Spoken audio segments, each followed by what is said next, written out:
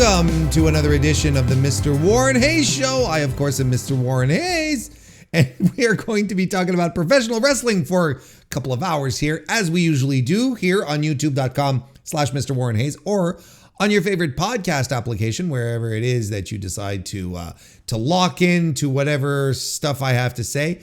This is what we do here. We're pro wrestling. We love the pro wrestling, and we talk about the pro wrestling. So strap in. We've got ourselves an evening or a day or a morning or whenever you decide to listen to this of great stuff to talk about. We've got two reviews lined up. Count them, two. The Stardom All-Star Dream Queendom event and the New Japan Pro Wrestling Dontaku show, both nights of those. So that's kind of why I'm being very short. And with my introduction, I just want to get to everything, because on top of that, we're talking about the WWE releases as well. So a stacked show, packed with good stuff as I fiddle with my microphone for no reason. Let's just get right to it. I want to thank you all for being here. Leave a like, 5-star reviews, 5-star ratings, etc., etc. We got a lot to talk about. Let's get to it right now. Thank you for being here. We might as well start everything off with the big topic that's been on everyone's lips moving forward over the past couple of days. I don't know what I'm trying to say. Just, sometimes you just got to ignore. Sometimes you have to ignore a few things when they come out of my mouth. We're going to talk about the WWE releases. And it's started up quite a stir. There's been a lot of discussion about it. Of course, I mean, these types of situations. That's what they do. You're right, and it's fine. It should be a moment where people chat. These are substantial events, especially in these circumstances where WWE is a $1 billion company and making money hand over fist, and it's going to be like, well, we're going to release a few people, so well, anyway, we're not going to, this is not necessarily the angle I want to take here. But you know what I find curious, chat? You know what I find curious? I find it curious how despite everything, like somehow none of this was Triple H's fault again. I find it really fascinating that the people,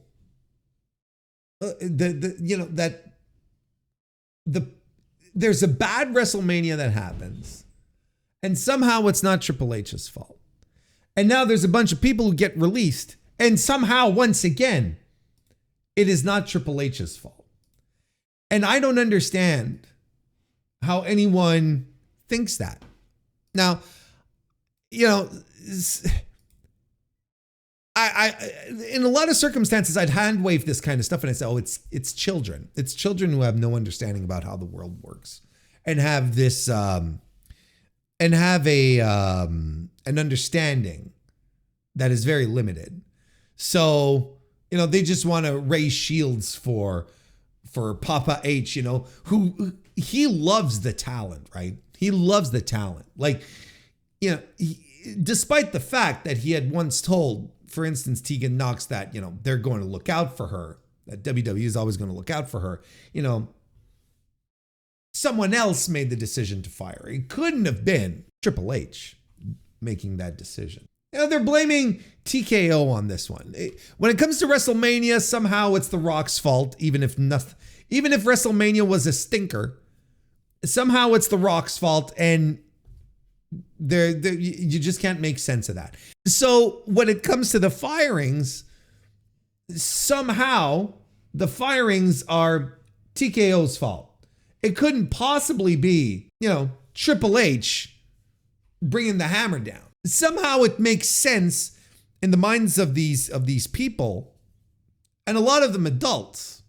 That's why I'm not hand waving it, because I've seen enough adults and people who are adults having this train of thought where it's like, well, it's TKO who are deciding to not do this. Hell, it even went as far, I even saw some wacky ass stuff saying that Evolution 2 is not going to happen and that's TKO's fault.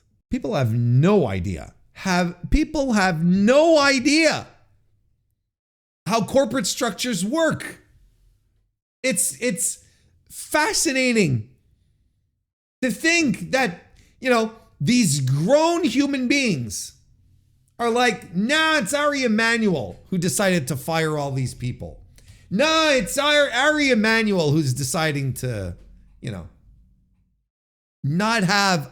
decide to not have a pay-per-view. When there's someone who is in charge of talent and creative in the company who is there to make these calls and these decisions, it's fascinating because look, TKO, essentially, this is the thing that I believe a lot of people have difficulty wrapping their head around. TKO is a holding company. All right. Why don't we open up old Wikipedia here and we'll read the definition. I just realized I did not donate to Wikipedia this month. Here is the definition of a holding company. Okay. A holding company is a company whose primary business is a controlling interest in the securities of other companies. A holding company usually does not produce goods or services itself. Its purpose is to own stock from other companies to form a corporate group. So essentially what their job is to generate revenue for a bunch of stockholders who are involved who own stock in the company, whether public or private or whatever. That's what it is. That's what it's for. A holding company doesn't have necessarily, like, as I said, it doesn't produce goods, doesn't produce services, doesn't have a day-to-day, doesn't necessarily have operations, but the companies that it owns have operations and productions and whatnot. Now, the companies that they own make whatever decisions they need to do so that they can make money, so that the holding company will make money off of their backs, and the holding company will be satisfied about that. In no way, shape, or form is Ari Emanuel sitting behind the desk and saying, well, it's time to release some people. Here, give me the list. And then he pulls out, his red pen and he dabs it on his tongue like this. Does anyone still do that? You just dab your pen on your tongue and you do that. Please don't clip that. And then he starts crossing off names. Ari Emanuel, I am willing to bet 10 Canadian rubber bucks that Ari Emanuel can't even name off the top of his head 12 WWE wrestlers. I am ready, willing, and able to bet those 10 wholesome Canadian dollars on that. He'll name Cody, he'll name Roman, he'll name Punk. That's without a problem. He might even say John Cena. To try and cheat, he'll say Dwayne because he can't fill him up himself. And then, maybe who else? Who else would Ari Emanuel know? Or he's like, absolutely identifiable. Rhea, maybe. Maybe. That's what a holding company is for. It is not to fire. It's not to make decisions. If the holding company were making creative and or operational decisions within the companies they own, then the companies just wouldn't exist, or there'd be people in these spots that'd be fired because they'd be redundant. See, Triple H and Nick Khan are there to run the company. So Ari Emanuel or his own TKO staff, right? Can be like, well, we need to cut costs, so you guys need to get rid of, let's say, 3.5 million in salaries. I'm just throwing a number out there. You need to get rid of 3.5 million in salaries. and then washes their hands of it and is like, okay, and send us the receipts. It's like, but then send us the report. You need to have this done by, May the 15th or whatever the fuck, and get it done. So then the decision falls upon Triple H, maybe even Nick Khan, but Triple H is there to make decisions for talent because that's his wheelhouse. That's what he supervises. That's his thing. So anyone who goes out there and tries to tell you that it's nonsense, that no, it's TKO, that is 100% cope, as the kids say. I shouldn't say it. I'm too old to say cope. But that's what it is nonetheless. It's exactly that. Triple H absolutely 100% has final decision on all personnel, on all WWE contracted talent. That's all there is. And not only when it comes to firing people, but deciding who gets benched or not. And there's another wonderful discussion we had, right? There's another tremendous discussion we were privy to. The bench thing. When Dakota Kai put out her tweet saying, that she, and we all sort of made fun of it, saying, oh, well, WWE doesn't bench people, and people got upset about it. It's like, first of all, it was TKO's fault. That was the first thing I saw. Second of all, not only that, was TKO trying to get the blame for people being benched, but we were trying to adapt the definition of what benched really was. The mental gymnastics that were going on, folks. It wasn't gymnastics, it was contortions. You think the people at the Olympics were great at gymnastics? You should have seen these contortions. We were like on a fucking traveling sideshow, brother. It was fucking Cirque du Soleil level contortions. I legitimately saw someone say, no, benched in wrestling means someone who had creative but stopped having creative and is no longer on TV. And I'm like, oh, so they were not having creative and then they were benched. Like their whole argument was, no. When you're benched, that means you had creative, but you stopped showing up on television. Oh, so you didn't have creative, so you were benched. No, that's not it. Yes, that's exactly it. It was the most baffling discussions over the past few days of people trying to, for some reason, trying to stick up for Triple H, trying to stick up for WWE, or specifically for Triple H, because they don't give a shit about TKO. They just want another bad guy, and TKO is the big, it's the big faceless bad guy. Triple H, he loves the product, he loves the wrestlers. He can't be a bad guy. He can't be doing these bad decisions, right? But what fascinates me the most in all of this, and we're going to get to talking about the cuts in a second here. I just wanted to get this mini rant, I guess, out of the way. It's not really mini, though. I've been going on for like 12 minutes or so, but it's mini for me, I guess. So it's, anyway, I'm going, see, I can't go off. I can't start sidebarring here. We'll still be here at 10 trying to kick off the stream. What baffles me most is how many people are ready to stick out their neck and defend a $1 billion company. I don't understand it. It boggles my mind how,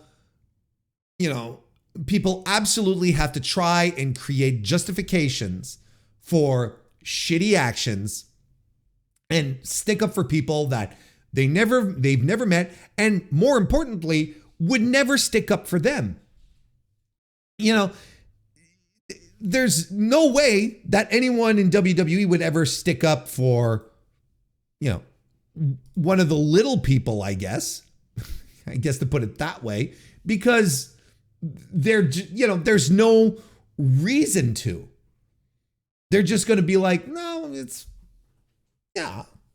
just, they just want to milk as much money off of their fans, which is fine because that's what a corporation does. But the amount of defense that people run for WWE or any wrestling company for that matter. We're just using WWE as an example here. I have said, one of my principal tenets of this show is you don't have to stick up for companies. Don't stick up for corporations. Don't cape for corporations. There's no reason to. Because they will never give you back anything they'll never do the same for you. They will never stick up for you. Their job, a company's job, the reason for its existence is to make money. And it makes money off of you who consume the product or buy merchandise or whatever. That's all they want. And, they will gladly throw you to the side if you stop watching the product or you go broke or you stop buying t-shirts. They don't care. They don't care. And this is the biggest wrestling company in the world. It's $1 billion company. And people feel like, like Nick Khan said, we're the underdog. And that's why it's so fucking laughable. When Nick Khan goes out and says, we've kind of always been the underdog. We're always the underdog. He said, no, you're not. Like, you are the mainstream. You are the top of you're the top of the food chain. You're not the underdog. Who is above you that is threatening your existence? There's no one. You're not the underdog. That doesn't make any sense. The only reason that I can ever think of in these types of situations, and it's the same one that I've had for years, is the incapacity of people to just enjoy something without making it their identity. And I know you immediately, most of you understand exactly what I'm talking about. You can't just enjoy a thing. It has to become your personality. It has to become your identity. Your online presence, how you present yourself to people, it has to become everything you are. So if the company looks bad in a circumstance, if the corporation you are using as your identity, I should say, suddenly starts looking bad, well, then it's a poor reflection on you as well, because you are completely associated with it. You chose to be close to these people and to make it your whole persona. So then you're like, well, now I look like I can't look like an idiot. I cannot look like an idiot. So that's why these defense brigades jump up. That's the only reason I can see. It's been so incredibly fascinating. And Ibu from I was going to say Wrestle Purist, but not anymore. But the backup hangman. Like, he had to break this down. The number of people, including myself, who had to take to social media to break this shit down is embarrassing. Like, this isn't even like a really complex corporate structure. It's just like, no, there are people in these roles that are meant to do these things, and the people who are above these people in these corporate structures don't give a fuck about what you do. They just bark orders. They say, you need to get rid of so many $1 million. Ari Emanuel is not there saying with the list, thumbing through it and going, Dakota Kai, Javier Bernal. He's not doing that. People are insane. And Ibu broke it down perfectly. And I'm going to read the paragraph from his tweet that he wrote. The priority is that their books, talking about TKO, right? Their books and profit margins look good to shareholders after every quarter, which is why, to juice up the numbers, they shed contracts. Figuring out the when on these matters is Ari and Nick. Ari Emanuel, Nick Khan. Figuring out who goes is Paul Levesque. I don't know who needs to hear this, but you'd have to be impressively naive to believe otherwise. It's so fucking simple. It's so simple. Talent, creative, it's Triple H's domain. Ari Emanuel, his domain is making money for his fucking shareholders. And he doesn't care who goes or stays as long as it doesn't affect shareholder value. So like I said at the start, he will call And he will say, you guys need to shed $3 million in salaries and figure it out. You got to get this done by the 15th. And Triple H has to do it. It's just as simple as that. Triple H wanted to be in Vince's shoes. There you go. He's in Vince's shoes. He wanted to be the big man. There you go. But he also understands, he's got his shields up. He's got his WrestleMania meat shield up in The Rock, who's taking all of the criticism for some bizarre reason for WrestleMania this year stinking the joint up. Whereas he's not the booker. There's one guy who's in charge of all of that, and he should be taking the blame openly. I mean, he loves to take the praise. Oh God, he loves to be the guy out there, first to come out, to get the first pop of the night. And are you ready? He loves doing the media tours and going on Jimmy Fallon and saying, oh yeah, I'm great and everything. Oh, Hall of Fame and all this shit. But then when it's criticism time, paper fucking thin. Baffles me that no one's figured this out yet. Well, no, that's not true. A lot of us have figured this out. That their fans haven't figured it out. It's baffling. Anyway, we are going to start talking about these cuts, or I shouldn't call them cuts. That's bad nomenclature. That's bad faith, Warren. We are going to call them exits, departures, because as far as I know, outside of one person, we don't know exactly who has been a release or a cut or didn't have their contract renewed. I think there's some we can infer, we can guess, but I think there's only it's only Shotzi Blackheart, back to the Blackheart.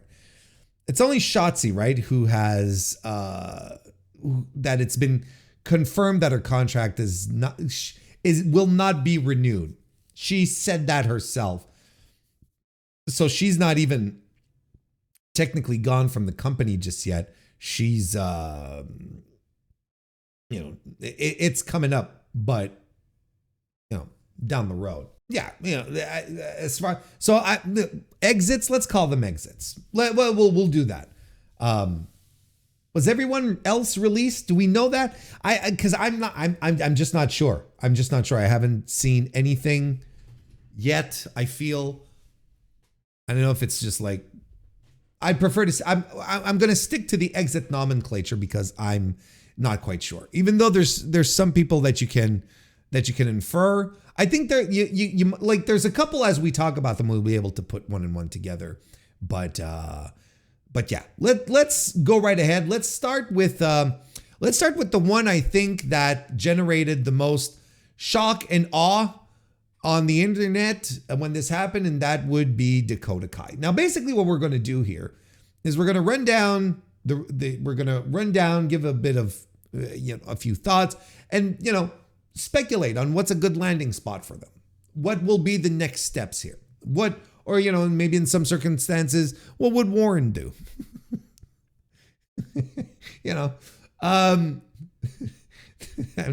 He'd procrastinate.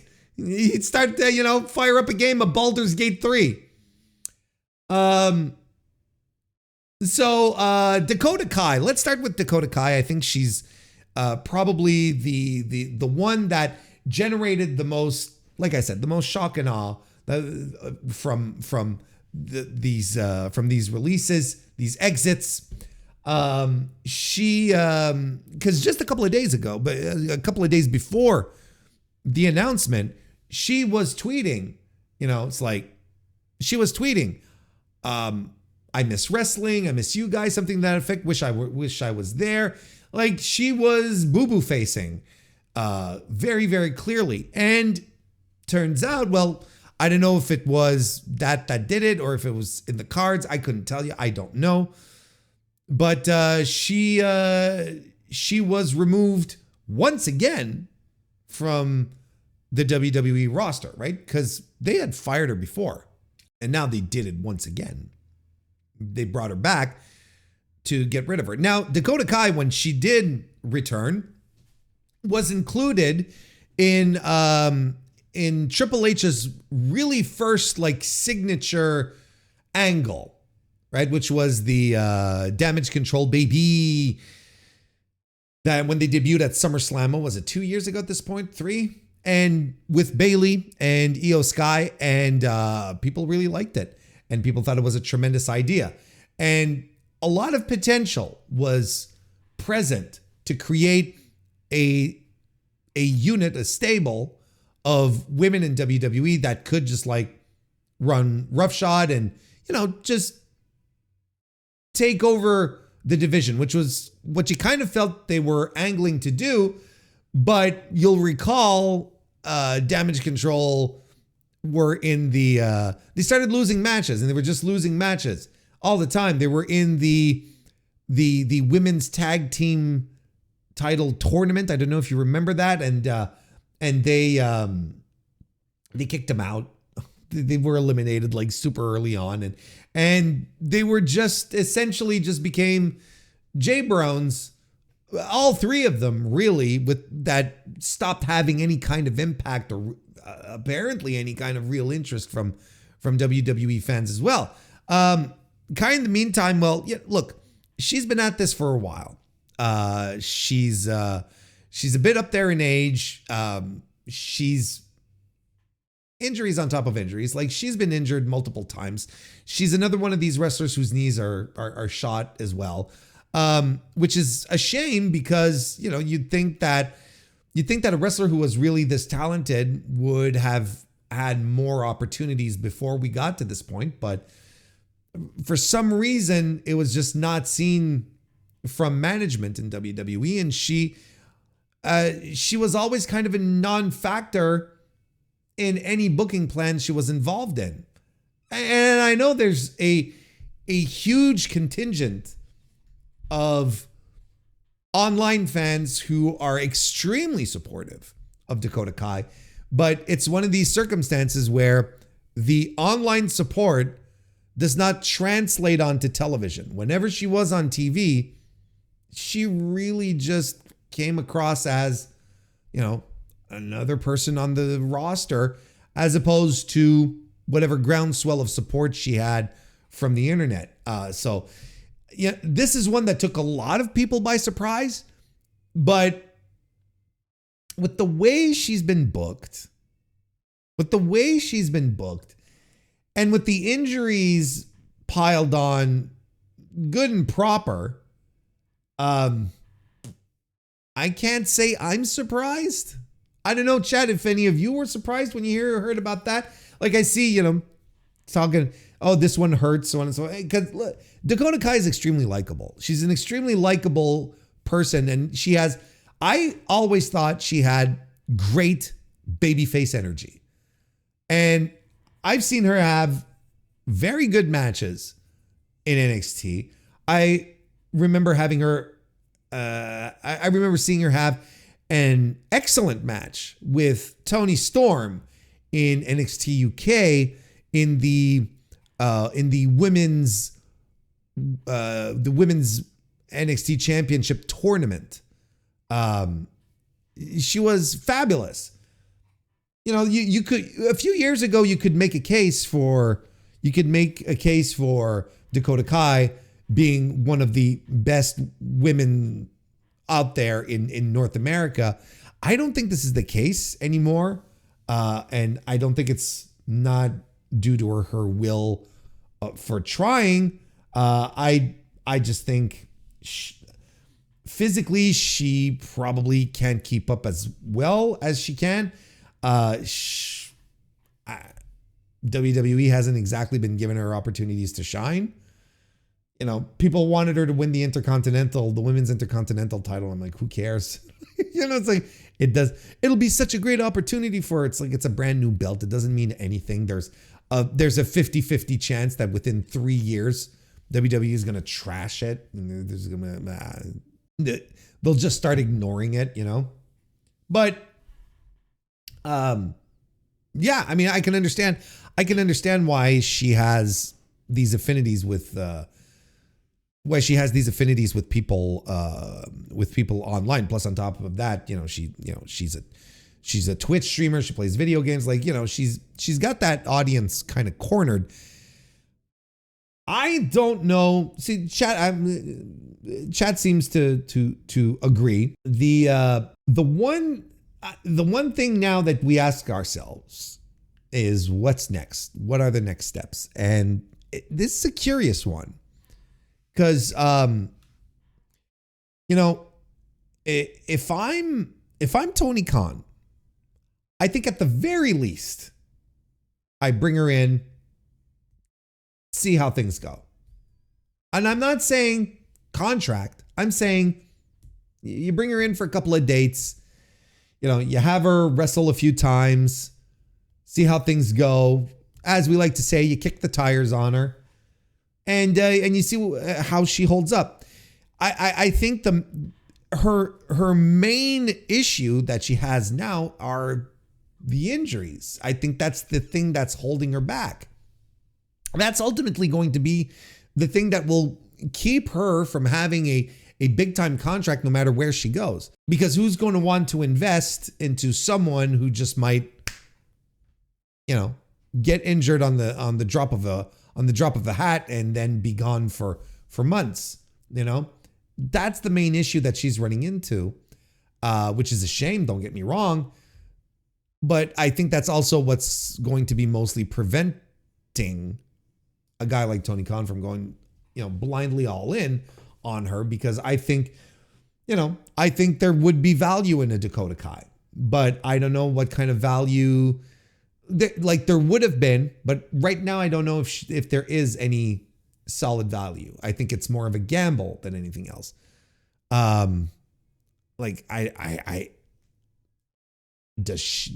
don't think she goes and works the indies. She might end up in TNA, continuing this theory that we have that, WWE can offload people, but TNA can then pick them up at a lesser cost. And then on top of that, they're still in the WWE orbit. WWE can use them whenever they want to, and they're not footing the bill for the salary. So, it's a win-win for WWE, for any past stars that end up there. You can be like, oh yeah, no, that's fine. We got this kind of thing. It's a very curious one, Dakota Kai. It's a very curious one. I don't know what happens next, but I do wish her the best of luck, because this is someone that I feel has never had the proper opportunities to really shine. This is someone, unfortunately, who got over with fans at the time, not just in WWE, before that she got over because of how she wrestled. And WWE is not the wrestling company. You have to use other, Jedi mind tricks to get yourself over, aside from the thing that should get you over first and foremost, and that is the wrestling. So that's quite unfortunate. And it's quite unfortunate that, that her injuries are bad enough that it might compromise a next step for her. And it's funny because I'm just thinking about this. A couple of weeks ago when we were talking about the Bayley rumors, then she was leaving, right? Bayley is another pro wrestler that is riddled with injuries and is a shadow of what they once were, right? And I'm thinking about them both, because physically it's kind of like the same situation between them both. But I wouldn't hesitate for a second, being Tony Khan, to bring Bayley in, because Bayley's a name, because Bayley has star value, and that's kind of a shame. I would 100% be hesitant when it comes to Dakota Kai, but I wouldn't even blink if I was Bayley. If it was Bayley, I'd be on the phone the minute her contract ends, like at midnight on whatever date. I am calling this person. Dakota Kai doesn't have that same level of star power that would keep her from having, the immediate call, I guess. Anyway, so TK could bring in Dakota Tegan, Sonya Shayna, and then use other women in AEW Ring of Honor, and then start the women's tag division. Tag team would help protect Dakota a bit, and Tegan for that matter. I don't disagree. Here's the other thing. We have seen what happens when you start bringing in too many WWE people into the fold. We've seen this recently. Do you, let's say all of these 4 people, do you bring them in and risk upsetting the precarious balance that exists in your women's locker room? A women's locker room that are, we talk often about how everyone always jockeys for their spots, right? How they always work hard to maintain their spots. Well, the women work harder than the men on that front because the women have much less spots than the dudes do. The dudes are, they do whatever they can to hang on to their spots. But imagine the women when essentially they only have a couple of quarter hours per week where they can do anything. So, and these days, it's Mercedes Moné and Toni Storm who are occupying those spots. There's not room for anyone else unless the boss decides to start booking more women on TV. Now that would require a whole other, that would require a tremendous change in philosophy. And well, it's another discussion that we will have on another time. Let's move on to Shayna Baszler, which to me is probably the most surprising and the biggest release from WWE. Despite the fact that Dakota Kai got most of the noise, Shayna Baszler, I was completely and thoroughly shocked that they let her go. I was sure she was fine. I was absolutely 100% sure she was fine, to the degree, because she is a Triple H person. Triple H loved her in NXT, right? You remember the SmackDown that do you remember the SmackDown they did a couple of years ago when the WWE stars were held hostage at the Saudi airfield and couldn't take off and didn't make it on time for SmackDown? You remember that one? And they brought in the NXT people, right? Who was right front and center with Triple H when they were doing that stuff. Shayna Baszler was right there. Shayna really surprised me. It's sort of like, it's one of these things where I'm shocked that they kept her so long, but they kept her so long on Main, is what I'm trying to say, is that they kept her so long on Main that I kind of shrugged and went, okay, she's got a job here for life, probably. If they haven't gotten rid of her yet, she probably does everything that she's asked and it's fine, But no, we're going to have her get roasted at the WrestleMania thing when she's not even there to defend herself or, snipe back or whatever. We're going to have her do that. And we're gonna have her get insulted and then be released like 2 weeks later. Now, Shayna Baszler, if I'm Tony Khan, that's the first person I call. That is like, I was listening to Joe Lanza's recap of all of these releases, and I'm in complete agreement with his own assessment. Like, this is the first person you call, and you call her immediately as soon as you hear the news. You're on the phone. You turn to, whoever, you tell Will, you turn to Will Washington, you say, get me Shayna Baszler's number. I got to call her now. And I bring her in. To me, it's a no-brainer.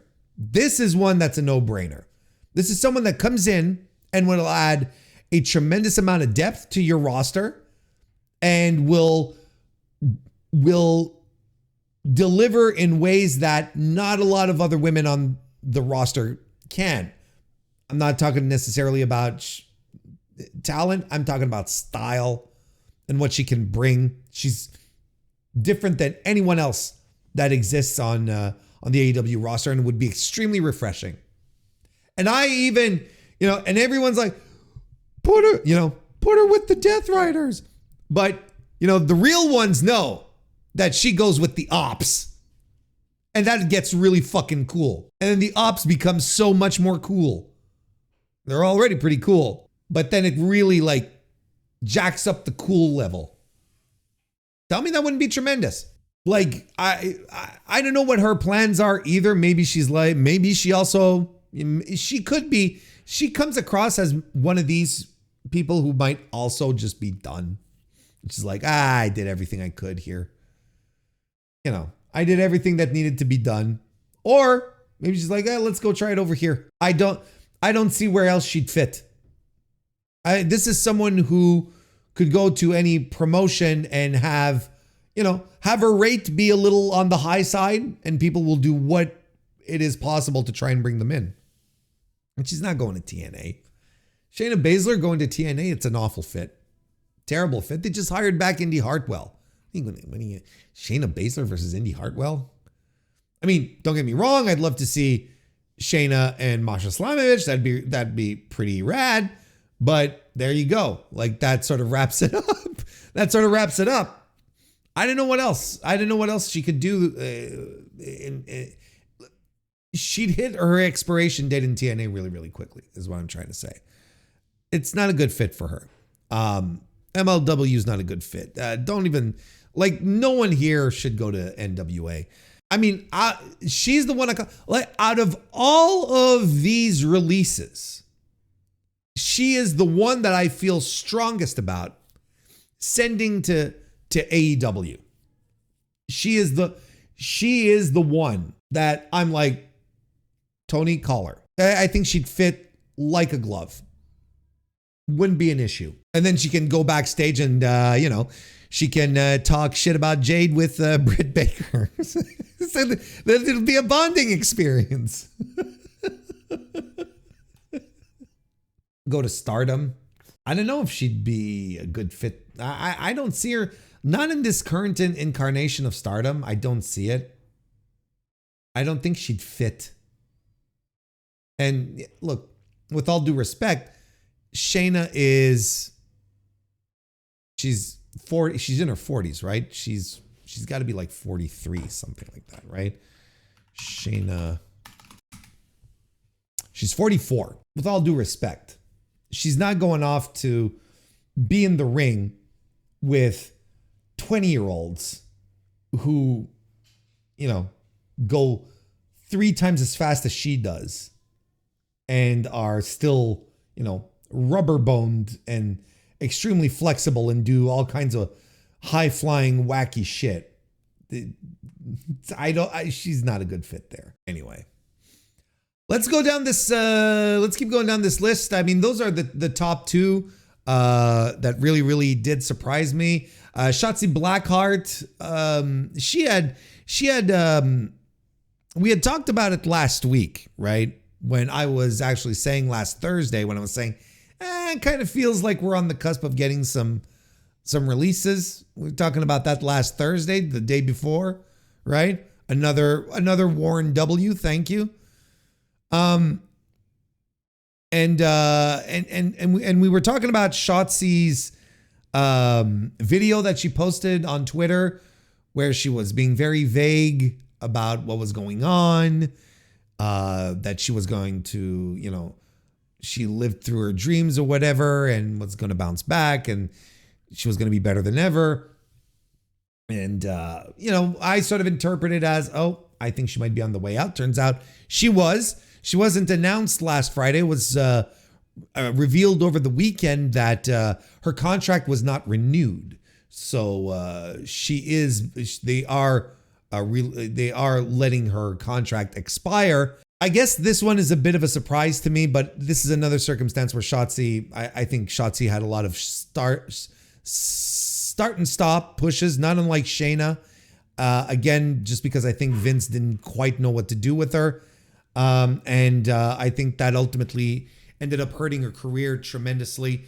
I think her injuries as well. She got extremely sloppy too. And I don't know exactly why that was, but I've seen Shotzi Blackheart wrestle on the indies multiple times before getting hired by WWE. And it's like two different people that when you compare what they do, when she made it to main roster, you compare and contrast what she do on the indies to her main roster run, and it's just night and day. And it's so fascinating to me. It's crazy how it's just crazy. It's just crazy. Let's just put it that way. This is another one that I guess you could say is not very surprising because they haven't been doing anything of substance with her. They haven't even been trying. And maybe is it the injuries? Is it something else? I don't know, but they haven't been trying. So am I surprised that Shotzi Blackheart has been released from WWE? No. Does it stink? Well, yeah, because I think she had a lot more to offer than the opportunities she was given allowed her to. But this is someone, provided that she still wants to do this, of course. But this is someone who has been called by every major independent promotion from the moment that it was clarified that she was done. Every indie on the circuit has given Shotzi Blackheart a call to book her. And she's been saying, gotta wait. But she's going to be fine. And she comes from the grind. She's come from the grind and she's going to keep grinding. I think like Shotzi's going to be absolutely okay. And she's going to bring back the tank. She's probably still has her old tank somewhere. She can't bring Peck anymore because Peck passed away. Maybe, you bring around Peck the second or whatever, and she'll move forward. I am not worried for Shotzi Blackheart in any way, shape, or form. She is someone that might actually have a home in TNA. If I'm TNA, if I'm TNA, I'm working hard to get her, and she might decide to do that. Again, she stays in the WWE extended universe, right? If I'm AEW, I give her a call. Sure. Why don't you come see what you can give us here? The way she wrestles, or at least the way she wrestled back in the day, much closer to what you see in AEW than in WWE. I don't know. Look, I'm very curious to see what her next steps are going to be. I unfortunately can't say I'm surprised that she was released from WWE, but she's going to be 100% fine. She's going, even if she doesn't sign with AEW or TNA, which I think are both viable places for her to land, I think she's going to be coddled by the independent circuit. They're going to take good care of Shotzi because everyone already liked her. Going to be fine. So many starts and stops for Shotzi and never a real chance to shine. Plus, I think she got injured during a decent push. Yeah, exactly. Like she's another one that the injuries are sort of questionable. And there's been personal stuff that happened to her. There's family members passing away, so on and so forth.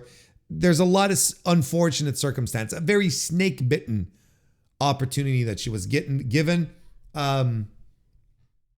Yeah, she might even go back one day. You never know. Kaden Carter and Katana Chance were also released, were exited the company, excuse me. I swear I got to be careful. That's fine. Look, I don't think they go to AEW. I think they're perfect for TNA. Kaden Carter, what was her indie name? I can't remember what her indie name was, but she was one of these up and comers that had a lot of potential, that a lot of people saw something in, and then she just got called up, and it's like, oh, okay, well, We'll never quite know, and we still don't, and it's fine. She does nothing for me. Casey Catanzaro, Katana Chance. I never saw the thrill of it other than she being very petite. But you know, this is someone that they brought in off of the American Ninja show, right? You know, and you know, Vince had stars in his eyes and whatnot. And look, she's been, let's see, she's been in developmental for a long time. She's been in this, she was in this company. She's been with WWE since 2018, my brothers and sisters. And she has never improved. I'm sorry to say. She has never improved. So we're not going to sit here and pretend that these, you know, she just needed time to grow or whatnot. She had been with the company forever. So yeah, you know, and I think pretty much the same for, I think pretty much the same with Caden Carter, right? I think they came in pretty much around the same time, 2018 for Caden Carter as well. So you see, this is also something we've started to notice in regards to because we noticed it last time, and here we are again, and I think we even noticed it before that. 7-8 years in developmental, or 7-8 years in the company, if you're not showing any kind of improvement, they're just going to cut you. They're just going to get rid of you. And that seems to start being a cutoff, where it's like, well, how long have they been in here? Are they still pretty much in the same spot they were, 2 years ago, 5 years ago? Developmentally, how much have they grown? Oh, not all that much. Oh, let's just get rid of them. It was always a very curious call up to me. I think TNA is perfect for them. I absolutely think that it's probably the best spot for them. I got nothing else. I've got nothing else. Cora Jade is another release that created a certain amount of turmoil, I guess. Cora Jade is another exit that sort of shocked and bewildered a lot of people, including myself, knowing that she was a push commodity. She was put often in big spots and in top level angles. She was also sent to TNA to do stuff over there, which was actually a good idea. Look, Cora Jade, not exactly a good professional wrestler. Let's just be honest with each other. She's not very good. So, for her to be sent over to TNA to work a little more there, on top of whatever she was working in NXT, well, that's fine. I think that was a good plan they had for her at the very least. I don't know how much she would have improved, but no, she's just not very good. I don't think she's, I've talked about Cora Jade a few times here, back when I was still reviewing NXT pay-per-views. Not a good promo, not a good pro wrestler. She doesn't really bring anything to the table. So it's like, okay, well, very easily hand waved on that front. I don't know, like, if I'm Tony Khan, do I bring her in? No. I think she's a dud. I don't think she has the star power. I don't think she brings, there's no intrinsic value to bring her in outside of bringing someone who is essentially always big leagued in WWE. Elena Black was on the indies for a bit, but she was called up. She was brought to WWE. She was like 19 years old. And she was immediately like put into this spot, right? And then, they let her go. And, when I say they let her go, they let her do her thing. And I kind of feel like she hit a wall, and she's never been able to overcome it.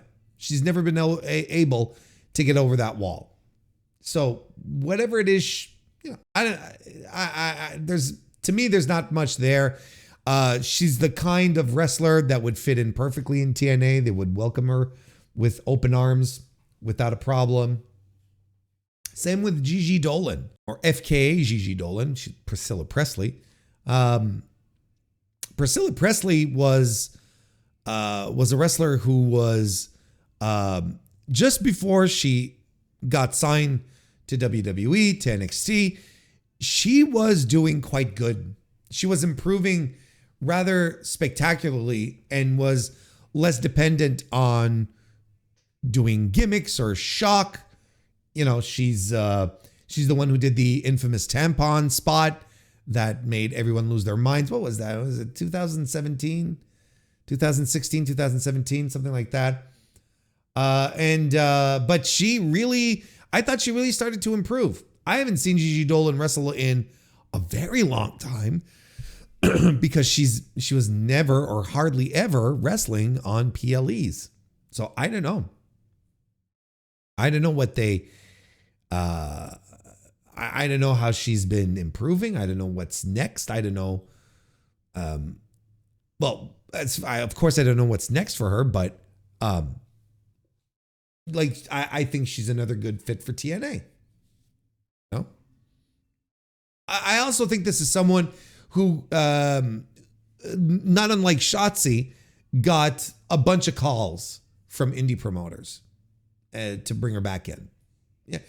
To be completely honest, this is probably one of the few on this list that I am very excited to see what's going to happen once they hit the independent circuit again. Because I don't think she's afraid of it. And I think she'll be ready to embrace that. And I'm very excited to see what a reborn Priscilla Kelly will look like. I'm legitimately curious to see how that's going to go for her. Because there is a part of me that remembers before she got signed to NXT. I was like, yeah, she's getting there. We've got something here. Unless she's lazy. Did you see this happen on Twitter? Did y'all see this happen? There was Dave Meltzer who released, he didn't release a tweet. Sorry. He was talking about the releases on Wrestling Observer Radio. This was yesterday, right? When we're recording this on the 4th. Anyway. And he was talking about what he had heard from within WWE as to why certain people were being released. And this is what he said here. He said, quote, "Many of those cut were perceived as not working hard in training. And if you don't work hard in training, there's so many people who do.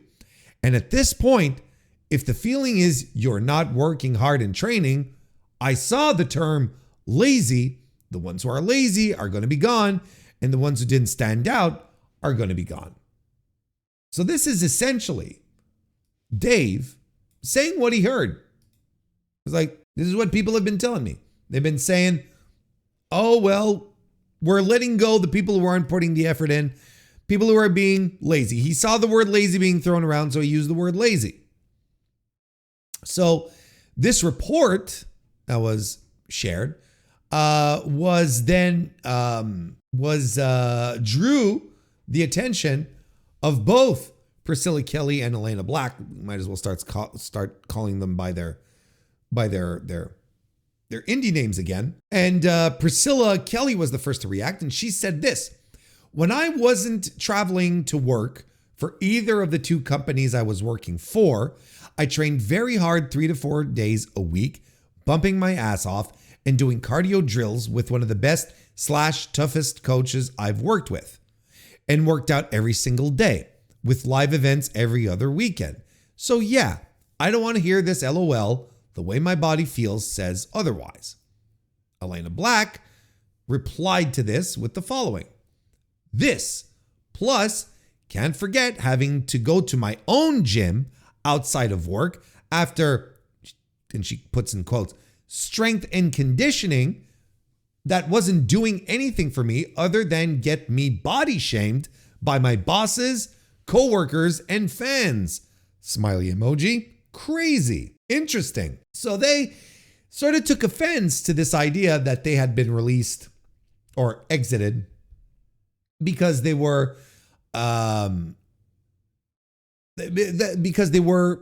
lazy, that they were under the assumption that they were not working hard enough. And here's another circumstance, by the way, where people somehow decided that Dave Meltzer had lied because these two women were saying they were not lazy. And again, just like we were talking before with the TKO stuff, these absolute morons jumped to attack, I should say, Dave Meltzer, saying, oh, Dave Meltzer lies again. And I'm like, what did Dave do wrong here? And legitimately, chat, if anyone wants to try to explain to me what Dave did wrong, please do, because I don't understand. Because no matter how many ways I spin it in my brain, I still don't see what Dave did wrong. He has a source within WWE that told him that these were people that were perceived as not working hard in training, and they used the word lazy, so Dave used the word lazy. He didn't point anyone out. He didn't say Gigi Dolan is lazy, Elena Black, Cora Jade is lazy. Didn't say anything, even remotely close to that. But somehow, this became another campaign against Dave. He doesn't know what he's talking about. He's just reporting news. He is relaying information he was given. I even saw someone say, well, if Dave was a real journalist, he would have reached out to the parties involved and would have got their side of the story. But who? No one was named. No one was named here. Now, if Gigi and Cora took offense to this and made their own reactions, oh, that's fine. But they were not named. No one was named. Who does he reach out to? To all 16 people who were released? So were you lazy? Like, what's the question? Or, basically saying anything. Basically saying, what do you think about someone in WWE that told me that, the people who were released were not working hard in training and were lazy? What are they supposed to say? What do you think they're going to say? Yes, we were lazy. Of course not. So how does this explode against Dave? How does this become a thing against Dave? I don't understand. I can't see it. I don't understand. He was not singling out anyone. These ladies, that they're exercising their absolute right to jump in and say, listen, this is bullshit. And if anything, they're taking shots at WWE saying, I don't know why, I don't see why they'd call me lazy, because I was so not lazy. Dolan was training like 3 to 4 times a week on top of traveling and doing work for the company. And then Elena Black is going to her own gym and so on and so forth. And people just somehow thought that, oh, this is Dave lying. And the wildest part in all of this is that just over a week ago, not that long ago, Triple H was actually out there saying that there are people on his roster who are lazy and become complacent. He said that in an interview. And somehow, Dave lied. Dave is making this shit up. It came out. This is stuff that Triple H has been talking about in public. I'll read the quote. I can't tell you how many talent I see come through our developmental system in phenomenal shape, work ethic. They look great. Their stamina, they never blow up in the ring. Everything's spot on. They do everything right. They get brought up to Raw or SmackDown. They start on a journey.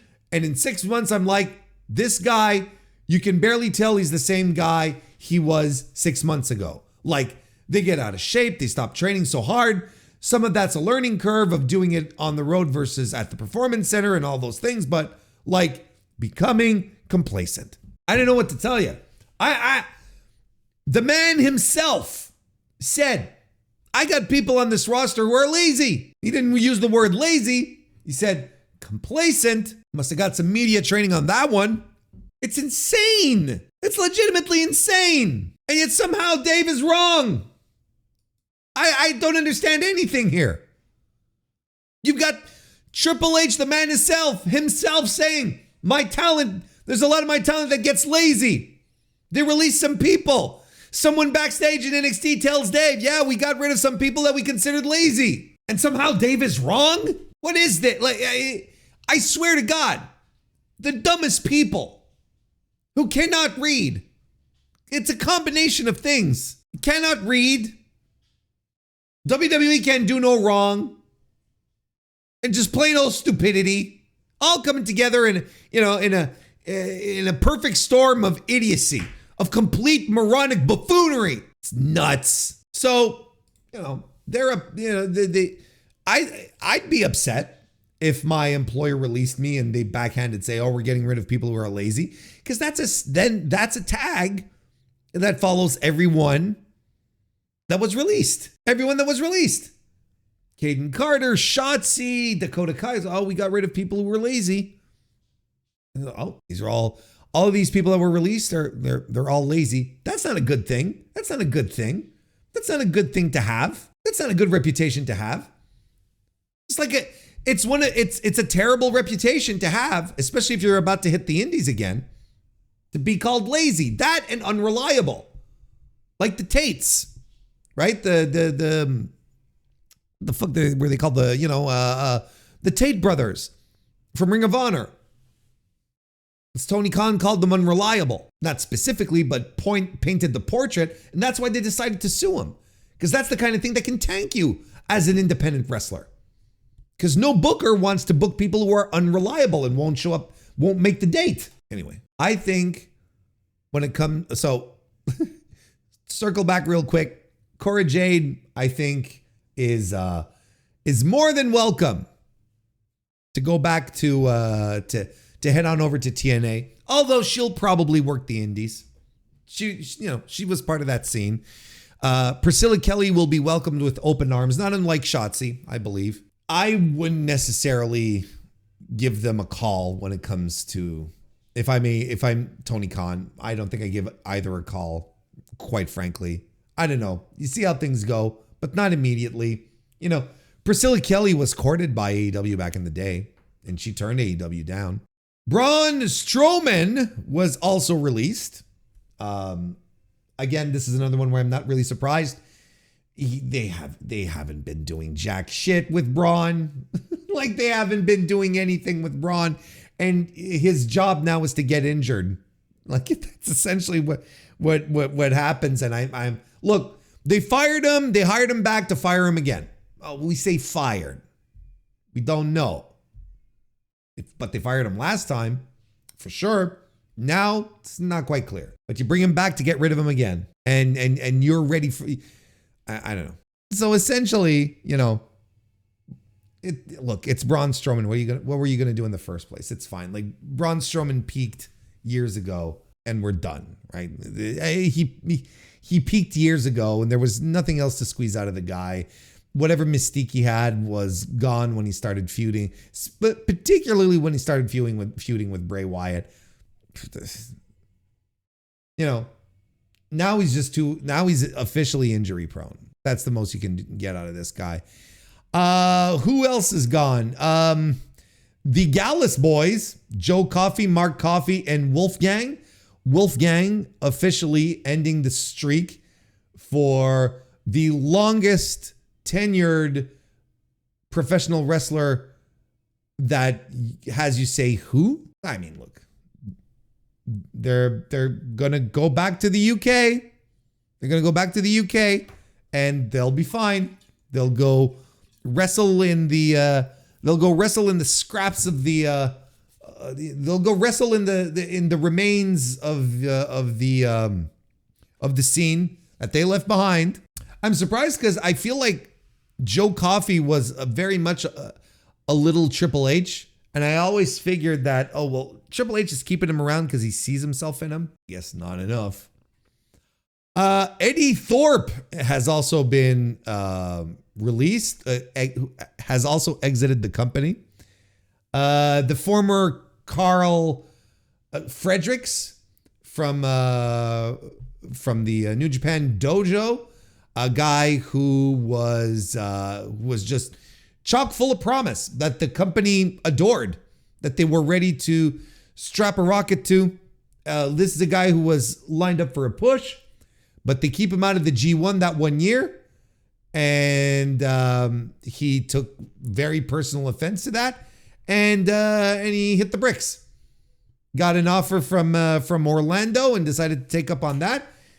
And I guess everyone sort of shrugged and felt, all right, good luck with that. But, when your gimmick basically consists of standing around with a laptop and some connectors to try and pretend that you're mixing music backstage, I don't think your WWE career is off to the start you thought it was. Maybe you're doing that and you're saying, you know what? Skipping a G1 tour was probably not the worst idea. I've heard things in the little dark corners of the internet about what kind of plans New Japan had in store for Carl Fredericks. I think the guy was just impatient. He just wanted things to happen really, really, really quickly. Because I'm a little surprised. I was like, really? But this was a guy New Japan was ready to throw their confidence behind. Good-looking guy, charismatic, tall, good build, the kind of stuff that New Japan really likes in a top gaijin. It didn't quite work out. Didn't work out at all, even. Not even close. So we'll see what his next steps are. I have no idea. I don't know if he still has good relations with, I know that his departure from New Japan was a little awkward, and he may have said some things online that rubbed people the wrong way. Maybe things have blown over since then. Maybe Rocky Romero's willing to give him another shot. I wouldn't be shocked if he showed up at a New Japan of America show. I wouldn't be surprised. If he, again, I don't know what the contract status is, if they have, if they're on if he's on the 30-day thing or whatever, or if he can leave anytime, if he can go do something anytime he wants. But, I wouldn't be surprised if he's free to do so. He could show up at Resurgence this Friday. Just, get into an angle. Surprise return. Not saying that they'll welcome him back with open arms, back in Japan. There might be some hard feelings there. And quite frankly, the company has kind of moved on from Carl Fredericks as well. So, it's not as if he's at the center of their needs right now. Yeah. Didn't Clark Connors tweet something in support of him? Not quite sure. Couldn't tell you because unless people share things going on Twitter with me, I don't go on Twitter anymore, so I don't know.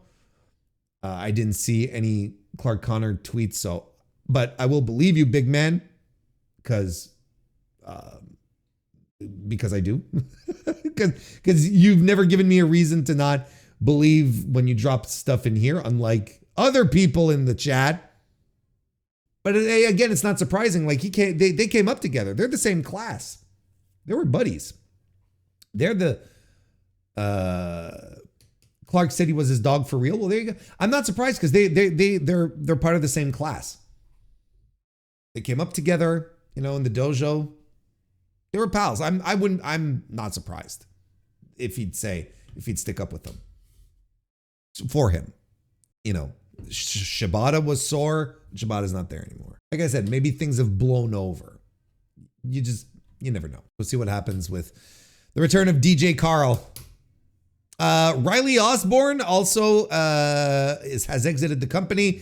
I don't know much about Riley Osborne. I don't even think I've ever seen him wrestle in NXT.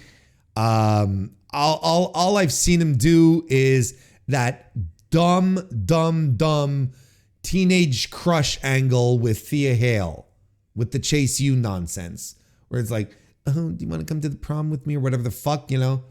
And they're sort of awkward and that's, these people are fucking adults. These are adults. So he left. The story going around is that he was demoted to Evolve.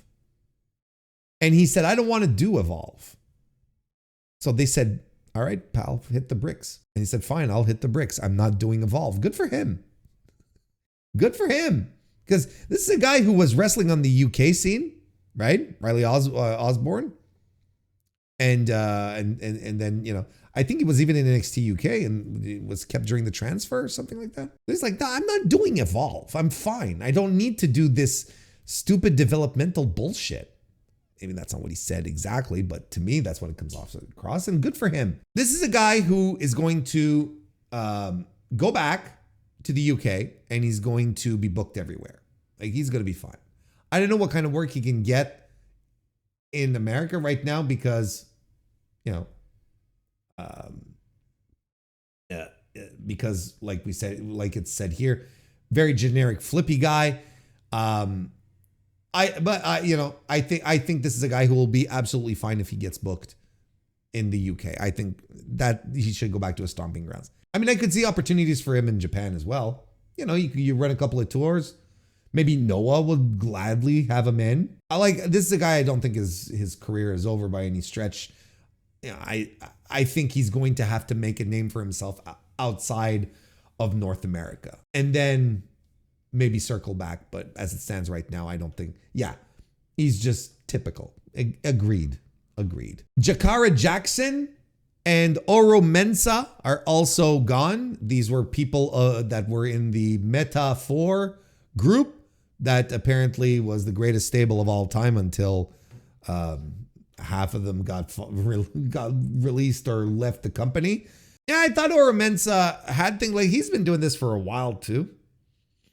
I don't know.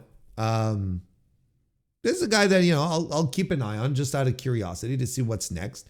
This is easily a guy, if I'm Tony Khan, I'm like, hey, why don't you come over to my Ring of Honor thing and work a couple of dates and see how that goes. Give that a shot. I don't think I've ever seen Jakara Jackson wrestle. And frankly, I could not pull her out of a lineup. I have no recollection of this person. And the same goes with the last two, Javier Bernal and Danny Palmer. I got nothing. I have nothing for you. I have no thoughts, no vision of the future. No, this is a great next step for Jakara Jackson. I'm like, I couldn't tell you. I don't know. I don't know what she looks like. I don't know what Danny Palmer is like. Although I think Danny Palmer, she's dating one of the heavy machinery 2.0 dudes, right? The Hank and Tank, right? She's dating one of those guys, and I think she put on her Instagram a picture of her with the Hank and Tank she's dating, and seemed to allude to the fact that her athletic career was over. So she, let's not waste any more time. She's done. Like, she's just finished. She gave it a shot. Didn't work out. Let's move on. Javier Bernal, again, couldn't pick him out of a lineup. You put a bunch of guys and said, pick up Javier Bernal. Like, is it the guy who looks like Alf? Because there'll probably be a guy who looks like Alf in the lineup. Yeah, that's the list. That's the list. And now we are going to review New Japan Pro Wrestling's Wrestling Dontaku event that happened on March 3rd and 4th. That's right, 2 nights, 2025, of course, from the Fukuoka Convention Center in Fukuoka, Japan. We are going to be doing this review without a hat. That's right. I am not wearing my hat right now, for those of you with the benefit of video. Why am I not wearing my hat? Well, my hair is very long and ample right now, and it makes me look particularly stupid if I'm wearing a hat. So I've decided to forego the hat, go ahead and enjoy all the grayness of my hair. Doesn't happen very often. You'll either like it or you don't. And if you don't, well, deal with it. If you like it, well, thank you. 2,903 people showed up for Dontaku Night 1 on May the 3rd, whereas 5,407 people showed up on Night 2, May 4th. So there's a significant there's a significant difference between the both nights, the attendance. I guess to a degree you could chalk this up to the idea that Night 2 turned out to be Tetsuya Naito's last match in New Japan, at least as a full-time wrestler, as a contracted wrestler for New Japan. So that probably ended up selling a lot more tickets. If so, then it makes you think, what would the attendance have been like had Naito not be, I don't want to use the term retiring, but leaving New Japan there. That's more. Oh, and Bushi was there too. You know what I'm talking. Let's be real here, right? But you're like, well, Warren, how is it? How bad is it in comparison to other years? Well, let's say we go back to last year, to 2024. Night 1 had 2,440 people in attendance. That was main evented by Nick Nemeth. Ryan was not main eventing a New Japan show. Nick Nemeth versus Hiroshi Tanahashi for the global title. And then Night 2 had 4,238 tickets, or at least people in attendance. That was the main event that had Jon Moxley versus Ren Narita for the IWGP World Heavyweight title, which also was co-main evented, I guess, by Nick Nemeth and David Finlay for the global title. So the difference between the two nights was there last year as well, and by a solid margin, kind of like this year, at least, at least a 2,000 person difference.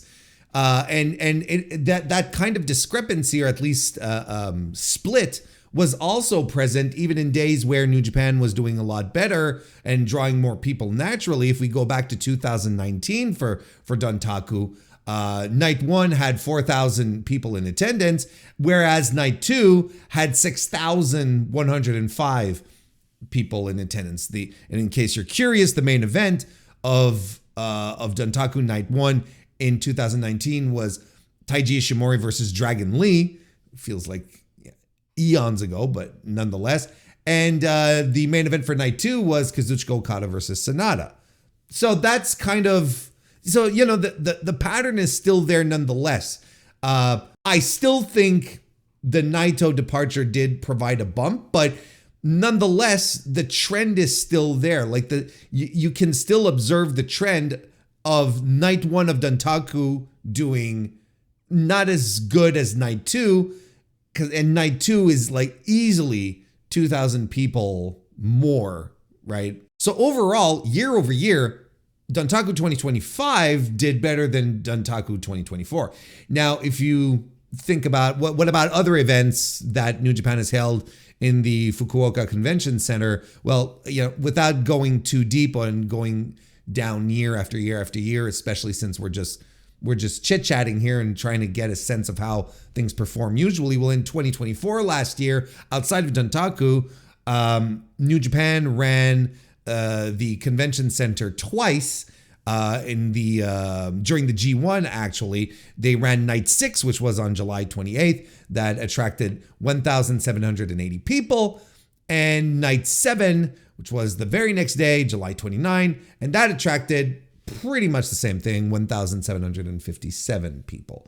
So there you go, just to give you a bit of a larger scope. But overall, what we have to take away here, I guess, is that year over year, this year's Dontaku has performed better attendance-wise and continues the trend of there being a rather large discrepancy between the attendance. Well, not discrepancy, but difference is the word, not discrepancy. Discrepancy is not the right word in this circumstance.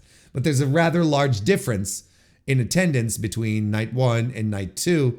That's been going on for that we have data to back up that this has kind of been a trend at the very least.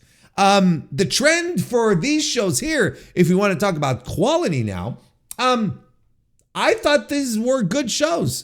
For what I watched, I'm going to be very honest. I skipped through a lot of this card, if only because, or both cards, I should say, if only because of time. Anyone who's been listening to the podcast recently or has been joining us on streams know that I had a lot of wrestling to catch up on, particularly past WrestleMania week. And I've been doing a lot of catch up this weekend, including the big STARDOM show, which is a 5-hour show. So that in and about itself is, consumes a sizable chunk of time. And I did want to, and there's other stuff I wanted to watch, and I wanted to watch I wanted to get back into New Japan and make sure I follow the beats here, because I wanted to get this out. So there's choices that I made in regards to the matches I opted out of. So maybe it won't be my most thorough and in-depth review in that regard, where I'm breaking down every match. That won't be the case. But I think when it comes to the matches that I skip, you'll be like, oh, Warren, we understand. That's fine. It's not as if I'm skipping the main events here. It's not as if I'm skipping Hiroki Goto defeating Callum Newman to retain the IWGP World Heavyweight title, which happened on night 2, and we're going to start with that, right? I think what I'll do is I'll talk about like the big business end matches, and then we might go down and look at the rest of the card night by night, if that works with you. But I found like I really did find like night 2 overall was a better show than night 1. I think the better matches were there. I'm not saying there weren't any good matches on night 1. There's one in particular that I'm excited to talk about, but I think that night 2 had the better layout. It was just a better show to watch up and down and all around. And the main event made sure that it was all capped off with something that felt really, really good. This was a tremendous match that was put on by Hiroki Goto and Callum Newman. That's right. Look, I've got nothing bad to say about Callum Newman in this one. He showed up and he showed how good he can be. There's a lot of stuff that look. Let me summarize for you. When he joined New Japan, everyone was telling me, you got to keep an eye on this kid. Ospreay wouldn't be, bending himself backwards to try and get him into New Japan, if he didn't think he was talented. So everyone was like, keep an eye on him. And I was like, all right, okay, cool. Let's see how things go. And it never quite clicked. It never quite, for me anyway, never saw the connection, never felt that connection, didn't see exactly what made him special. I can tell he's talented. I just don't know if I was able to see what was the thing that made him really, really unique. Because it ain't in the charisma department, brother. We can say all we want that at the same age, Callum Newman is much more talented than Will Ospreay was. But Will always had like a spark, a presence about him, even if it wasn't as fulfilled as it is maybe today because he's got the confidence and whatnot. He still had something there to offer to create a connection with. I've never seen it with Callum Newman. He's had fine matches that I've enjoyed to things where I'm like, what are we even doing here? And I understand that he's very young. I understand that he's still in his early 20s. So, I never sat here, I never sat here and said outright, Callum Newman stinks. I just said I don't see it. So I got off the train. I just jumped off and I was like, I don't see it. And, but I reserve the right to buy a ticket to get on the train once it swings back around my station. And the train did swing around back. Jeez, because he was terrific in this match. Don't get me wrong. I saw, I guess, what a lot of people thought he could do, but I was even amazed. I was impressed with some of the grit that he showed, the presence that he had as well. Like why hasn't he been doing this in his lower mid card match? Like he could be compelling up and down the card. Why is, like, I understand he has to show up because he's in the main event, but at the same time I'm like, why hasn't he been doing this up and down his matches? It would be completely acceptable. So as I said, the train swung back around. Did I buy a ticket to get back on? No, not quite yet. No, I'm still not fully returned back, jumping back on the Callum Newman train. Again, it'll swing by again at some point and I might jump back on. There's someone else whose train I am firmly, or at least let's say we've changed course on the train. Let's put it that way. We'll get to that a little later. So, I reserve the right to continuously change my opinions and be surprised. And I was delightfully surprised here in this match because he showed, like I said, he showed so much passion and energy in here where I'm like, this is great. Like, this is legitimately what we want. Now, is this a one-time thing and we're going to return to, just scumming around? Maybe. Or will this unlock something? And this is what I'm hoping for, honestly. Because if we get more and more of this Callum Newman, I have no complaints. I'll be absolute. Not only will I be back on the train, I will take 6 months of training to learn how to conduct a train so that I can drive the train or conduct the train. You know what I mean? That's what I'm going to do if this is what happens. And I can't help but make comparisons when I see a young guy like him get into the ring and just leave it all out there, have these great, already memorable moments with Hiroki Goto. And I can't help but think of Shota Umino, who just like swings through the motions and never, thinks that screaming at the audience is showing emotion. And that's the most that we're going to get. I can't help but get absorbed into it and make the comparisons. And I'm like, this guy really showed me something, and I want to see more. I want to see more out of it. I want to see more out of Callum Newman because, look, again, just like I said, there's moments in here that I thought were memorable, like him asking Hiroki Goto to beat the shit out of him, putting his hands behind his back and getting back up. And I was like, okay, this actually rules. This is really, really good. And his selling was tremendous. I guess it's not really hard to sell Hiroki Goto offense at the same time. Like that, that's a thing. But he's pulling out, he's leaving it, I should say. He's leaving everything out there, just eating those shots. And Goto say, all right, you want some more? Come on. It will be my pleasure, to keep hitting you straight in the jaw. But at the same time, Newman is trying stuff. He's trying to piece things together. He's doing the Os Cutter to a huge pop. Like when he finally he tried to do the Os Cutter on the apron that didn't work out, but when he hit it in the ring, right? And it was beautiful at the same time. Not only did he hit it, but it was a beautiful Os Cutter. Audience popped huge for it. he gets fired up. He has these great hope spots. He gets fired up after taking all of the hits to the jaw, right? Well, he's requesting them.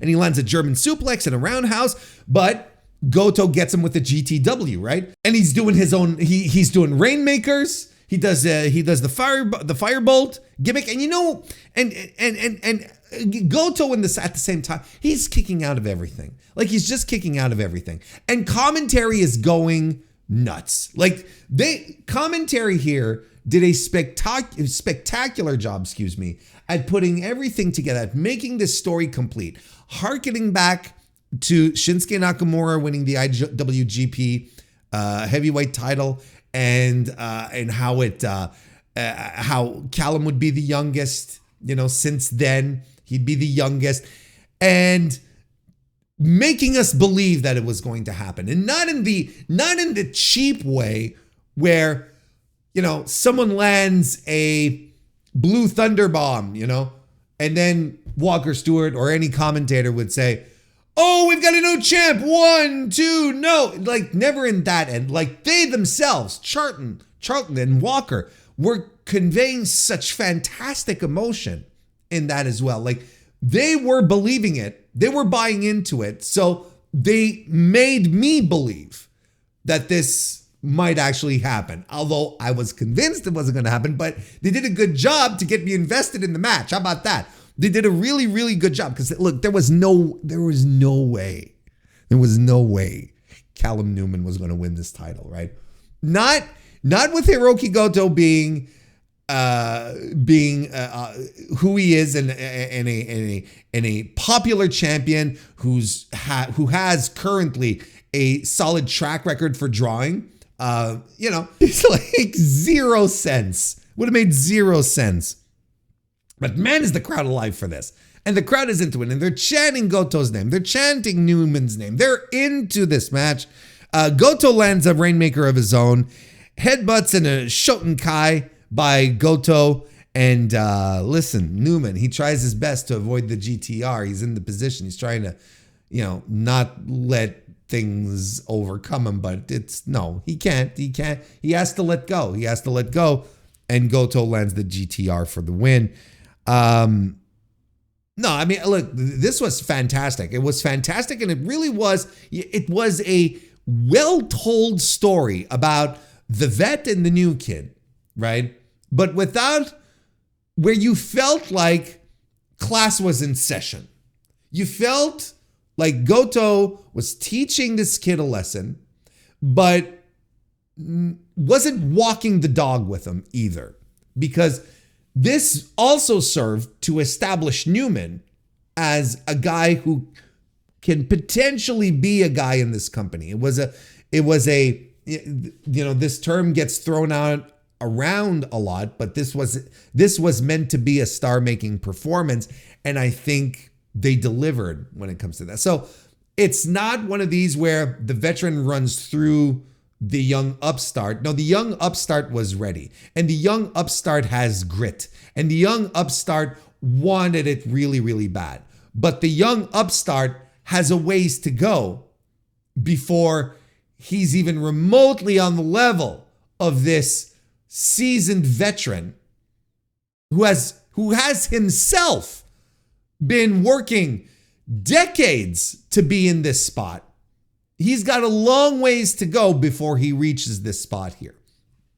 And you could feel that's the story they were telling here. Because Goto, there were instances here where Goto, if he had taken Newman not as seriously, you could feel like they could have told a story where we could have gone down the road of the upset win, where Goto wasn't taking him seriously and slips on a banana peel, or Newman is able to squeeze through an opportunity because the champion is being a little too arrogant. But that's not Goto's style.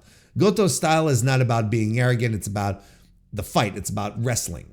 So he was able to make it through and retain the title, whereas Callum Newman looked great in the process.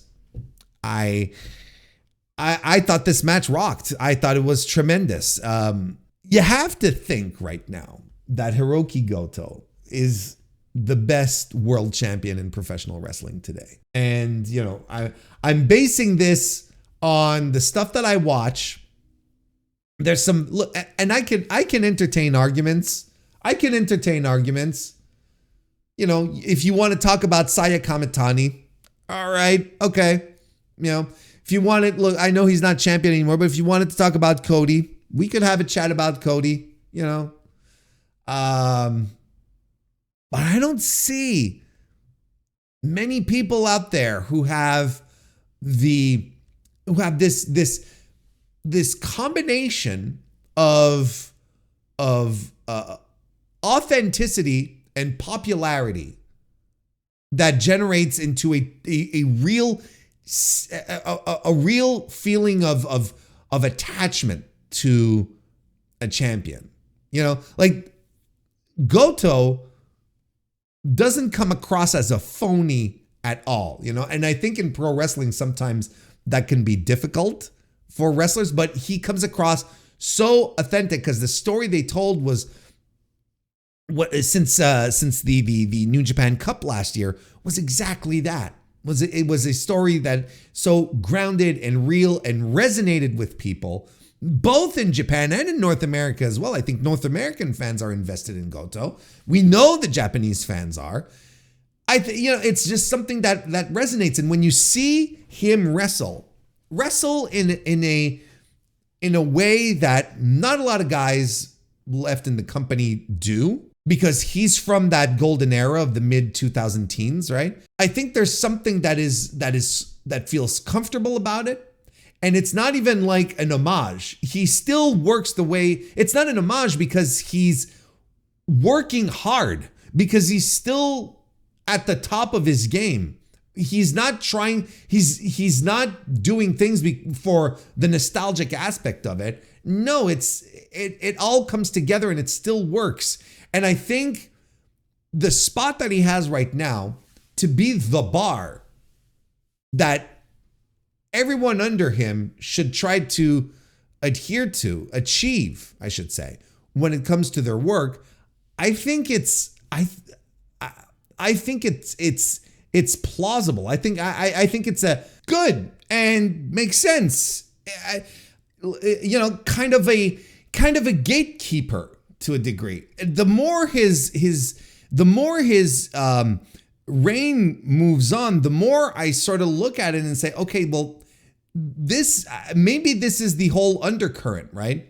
Where we want the next generation to come in and take over because, well, multiple reasons. We're not going to reiterate all of those right now, but we want the new guys to come in and take over, but we also want them to take it over and rekindle that spirit that existed in that great era of New Japan, which Hiroki Goto was a part of. So Goto really is like, he's not only the last standard bearer of that era, but he's also the bar. He's the guy you need to clear, and he's the guy who will make sure that whoever follows in this championship reign, as far as the younger guys go, that they can live up to those expectations, those aspirations. Now, it might not even be a new guy who takes over, because we've got other challengers coming up, right? We've got, after the match,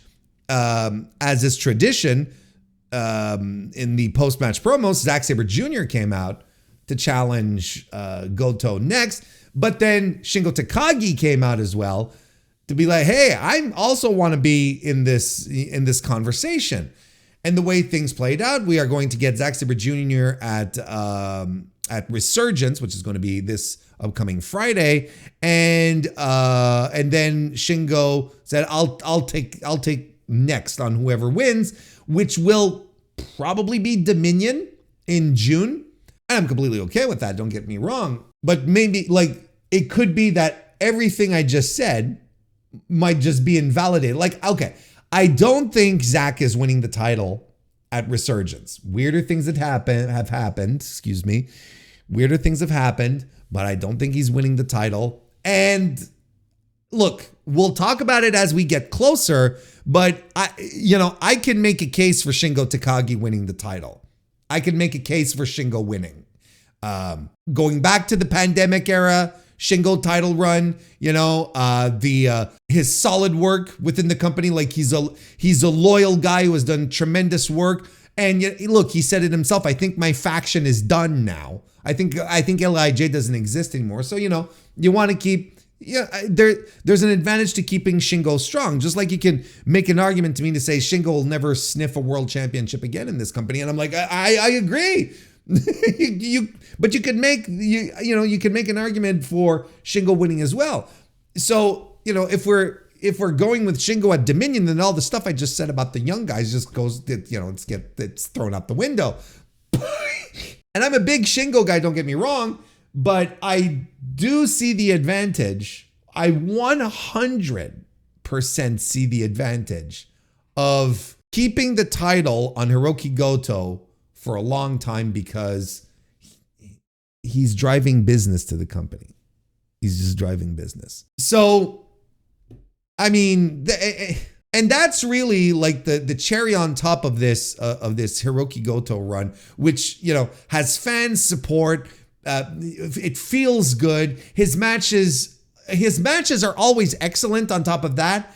And then we get to the point, well, is he a draw? And you can kind of go, yeah, he's been doing good business for the company as well, which is probably one of the factors which is probably the main factor where New Japan decided to not belt up Dave Finlay at Sakura Genesis and instead keep it on Goto again for a while.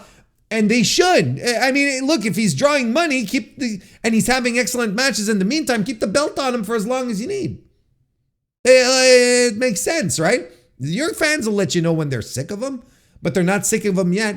I think it's a good story, and he's a good champion. He's a good, down-to-earth, no frills, no nonsense, great pro wrestler champion that also just happens to put asses in seats. That's the kind of thing. You're a promoter. That's kind of what you want, right? That's kind of what you want. So listen, turns out this match, I loved it. Thought it was very good. Excellent even. I would give it 4.25 stars. That's how much I enjoyed this match. And that's how much I enjoyed Callum Newman showing up, showing out. And hopefully it's an upward trajectory on that front. Let's stick with night 2 and talk about Yota Tsuji defeating Yuya Uemura to retain the IWGP Global Heavyweight Championship. This might be a hot take because I don't know how you all feel, and please feel free to let me know in the comments or on Blue Sky. But I think I like this match a little more than the main event. I think I like this match more than the main event. I'm still hesitating with my dopey little match rating here, where I'm like, is this a 4.5 star match that I saw? Or was, because I don't know. It was so incredibly solid and strong. I have no issues with this match. And it got me going in an entirely different way than the IWGP World Heavyweight title match. Maybe because these two guys here are two guys who are clearly positioned to be top guys, or at least that New Japan is hoping will be top guys. And they got in there and they did a top guys type of match. Someone I can't remember who said it or told me that Yuya Uemura for them is like a modern day Ricky Steamboat. And I'm like, Jesus Christ, like that is the best comparison. Like this is a guy who depends on his fundamentals, on being solid and crisp with his offense. And this is a guy who depends on having crisp and solid, believable fundamentals, and also depends on his crowd connection, which is tremendous. Like he's a great baby face. I mean, I get excited when this guy starts doing arm drags and hip tosses. I'm like, what? what is going on? But he's got that snap and that fire to him when he does them. I love it when he does the arm drag and then locks in an arm bar, which was fantastic. Working the knees and doing figure fours. There were 2 figure 4 spots in this match. The first one was good, but it fed the second one, because the first one, Tsuji kind of struggled to get out of it. So when the second figure 4 was locked in and Yumera was working the knee, the Yota Tsuji's knee, much more throughout the match, then it became much more significant. Then you're like, holy shit, he might actually be in trouble. And the struggle that Tsuji conveyed was fantastic. Like there was a lot of really good drama in here. I love the German suplex spot by Yumera, and then I love the dragon suplex spot by Yumera, and he holds on to the waist and then does a dragon suplex on top after that as well. And then the counter to the Gene Blast spear by doing a fucking arm drag. And I'm like, of course. And this is going to be their thing moving forward, right? Like, these 2 guys are being positioned as generational rivals. Like, that's their clear path. That's what New Japan wants. They want these guys to have a career-long story, right? So if Yumera is here, fighting this guy over and over again, and his specialty is these arm drags, and now he can use them for to counter the Gene Blast, we are going to see this multiple times, and eventually, Yoda is going to find a way to counter the counter. He's going to, at some point, he's going to be like, nah, I'm sick of you countering my spear with your fucking arm drag. I'll do this crazy ass thing, whatever. It's tremendous. And look, I'm pouring praise on Yuya Yumera here, but Yota Tsuji in this match, I got to tell you, I was impressed in this one here. And the reasons for that are simple. I have been on a very iffy relationship with Yota Tsuji for a while. Like, if you listen to my New Japan reviews or whatever, that I've slowly started to come around to the fact that Yota Tsuji might be a vibes guy more than anything else. I've stopped trying to create a vision for Yota Tsuji in my head where he's this super worker and can have these excellent matches like right and left. And I'm like, no, he's going to be more of a Shinsuke Nakamura type, where he's going to be a really solid, a really, really good worker. I'm not trying to say that he's bad. He's going to be a really, really good worker. And once in a while, he's going to lay it on us with a great, excellent match. But he's not going to be a Katsuyori Shibata. He's not going to be a Kazuchika Okada, right? He's not going to be this guy who's going to pump out Will Ospreay. We're not getting 5-star classics over and over with this guy. And people are going to like him, and we're going to like him, and we're going to love him because he's got the vibes, because he's got the look, and so on and so forth. Kind of like Nakamura, right? Where Nakamura could, he could handle doing the big time Wrestle Kingdom match, but on the way to, he's having nice, nifty little 3.25, 3.5 star matches, and you're like, oh, okay. But Shinsuke Nakamura's cool. But now I feel like we're starting to see a Yota Tsuji who's waking up, who's realizing that maybe he needs to put in a little more. And we saw it with, the Gabe Kidd match at the name of the show's just blew my mind. New Beginnings. There we go. The New Beginning there you go. New Beginning. That was the one I thought that was the one that I completely forgot for some reason. But he had an outstanding match there, and he comes around and he has another incredible match here with one of his contemporaries. Again, another one of his contemporaries in a situation here where he has a championship. Maybe this is another guy who's, he's starting to see some opportunities brew, right? He's seeing the field of guys that he came up with,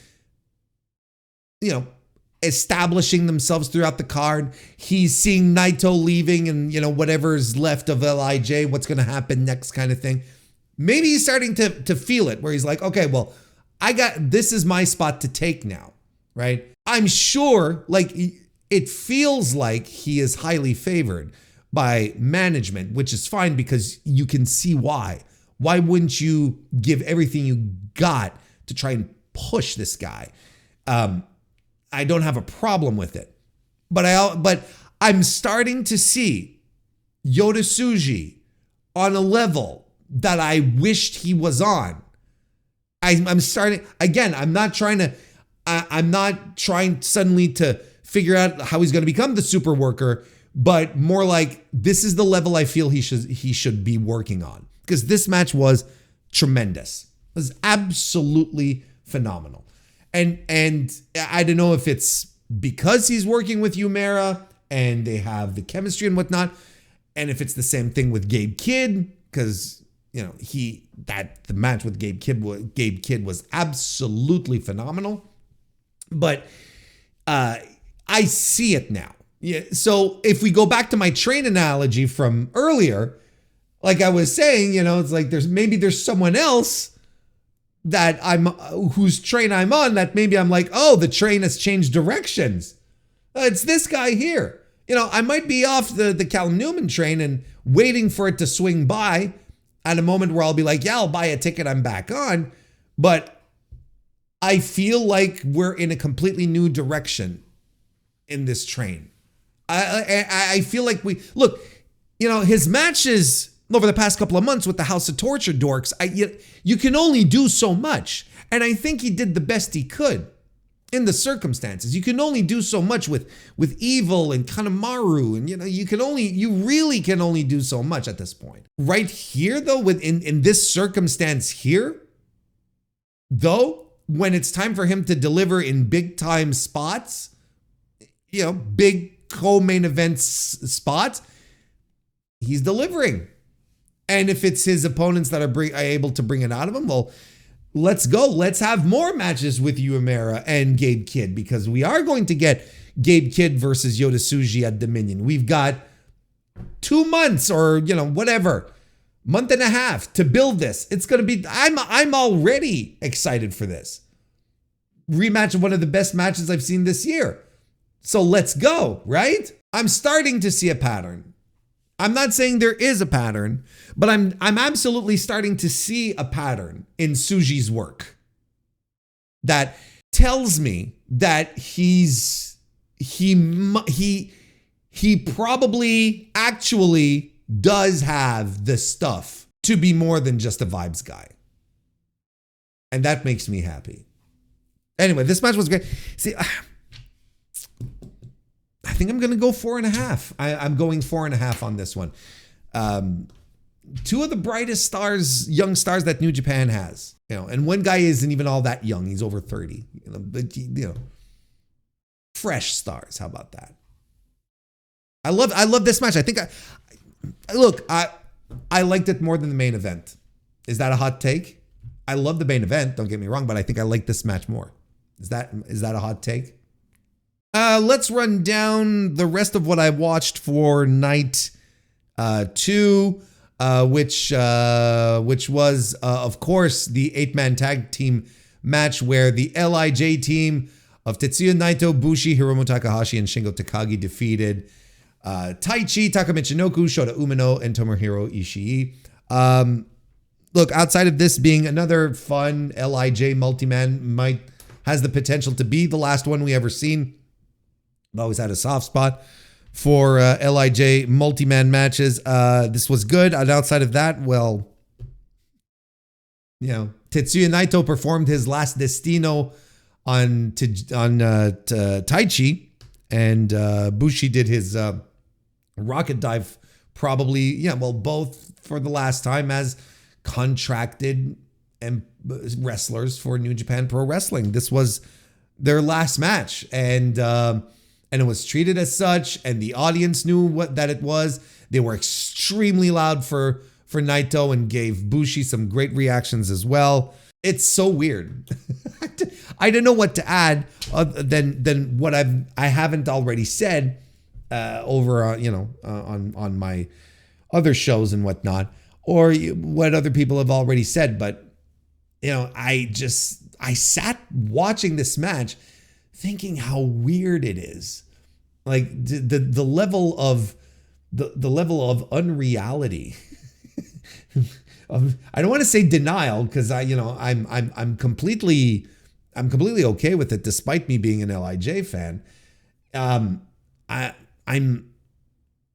It's just so odd to be seeing Tetsuya Naito walking out, his theme and everything, and he's got the LIJ guys around him, and realizing that this is his last time doing it, or at least, again, full time. He's not retiring. He's not going away forever. He's gonna do something else. I think that's a given. But it's like, it makes you wonder.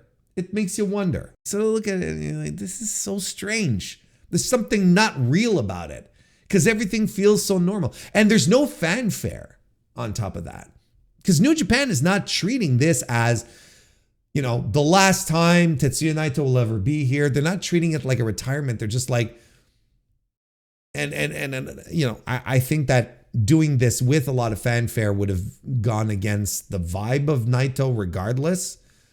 Even though, there were silences, there were situations, but, there was nothing that really punctuated it outside of Yota Tsuji after his match, when the LIJ guys came back out to fist bump with him, and he took the microphone and said something to the effect of, we'll always be connected regardless of what happens to LIJ, right? Outside of that, there really weren't any, and there wasn't really anything special. Naito, the 8-man match finished, and what did the guys do? They all stood around in the middle of the ring like they usually do, and they talked to each other, and they seemed to be popping each other. They crack some jokes, there's some smirks, and then Naito does the thing, and then everyone does the thing, and then everyone goes off. Like, you know what I mean? Like, that's what I mean when I say, like, it's so normal. Like, it doesn't make sense. It's not connecting in my brain that Naito is gone from New Japan, that he's off to do other things. You know what I mean? Maybe it is because I realized that, he's freelancing, and he'll probably pop back in at some point, maybe even, at the start of the new year, or, maybe sooner. I don't know. Like, the relationship hasn't finished coldly. No one's slamming any doors. From everything I heard, he's had it's a good exit. Everyone's on good terms. It's not like the Okada exit, which was a little colder. This one is a very good exit. I don't know what the thing is, quite frankly, that is going to make me realize that Tetsuya Naito is just not there. But it is weird to think of New Japan without Tetsuya Naito. And that's where we're at. But I don't know if I'm making any sense, because none of this makes sense, really. Oh, I would have loved to be privy to all the details of all the conversations that Naito had with New Japan and President Tanahashi, so that I could understand, like, on what grounds couldn't they agree on, and to the point where Naito's like, I'm going to choose to go do my own thing. A guy who has said multiple times that he loves New Japan, and I think even Chris Charlton said it on, it's something that we've said for years, and Chris Charlton said it on commentary, I believe, that that Tetsuya Naito loved New Japan probably more than New Japan loved Tetsuya Naito, because of the booking and whatnot. It's kind of a storyline gimmick, but nonetheless, it's weird. It's so weird. But in the way that part of an 8-man match, right? It was part of an 8-man match. So, And it was just such a business as usual type of situation where I'm like, okay, well, the door's not closed. We're not throwing away the key. It's fine. It's fine. He's gone, but it's also fine. But this was a fun match. Like, it was fun. I gave it 3.5 stars. I like the LIJ multi-mans. They're fun. The guys have always worked well with each other. They've always been fun little distractions on the card, and this was nothing less than that. It was a good time. Looking through the card here, Hiroshi Tanahashi, Toru Yano, Tajiri, Yo, and Ryota Chikuzen defeated the TMDK group of Zack Sabre Jr., Ryohei Oiwa, Robbie Eagles, Kosei Fujita, and Big Jag, Harley Jackson. Have I just not noticed that was the nickname that they gave him? They put on his Chiron, Harley Jackson. You call him Big Jag. I mean, you know, it's not only a nickname, it's a perfect descriptor. Just if we're being honest with each other. That was, I popped. Anyway, look, Tajiri, to 2025 Tajiri is, you know, we got as much, we probably got the best out of Tajiri in our day and age as we could. Had a nice little grappling one-on-one with Zack Sabre Jr., but that was about it. You just wanted him to do the mist. Then afterwards, you know, it's Tajiri. It's, you know, it's fine. I thought it was a nice little thing to have on Tanahashi's ongoing road to retirement. You know, it was a fine little match. It's fine. It's all fine. Tajiri missed, who did he miss? Hartley, right? Big Jag. Tajiri missed it, Big Jag. And that led to the high fly flow from the Ace of the Universe for the win. It's fine. I don't know. 3.25, 3. We'll give it 3. And the other match that I watched on night 2 was the Stardom match where Hazuki, Koguma, and Maika, what do they call themselves? The Fukuoka 3 crazy trio, right? Something like, I don't remember. I'm sorry. They defeated Starlight Kid, Azumi, and Yuna Mizumori. I thought this was a lot of fun. 3.5 stars. I enjoyed that tremendously.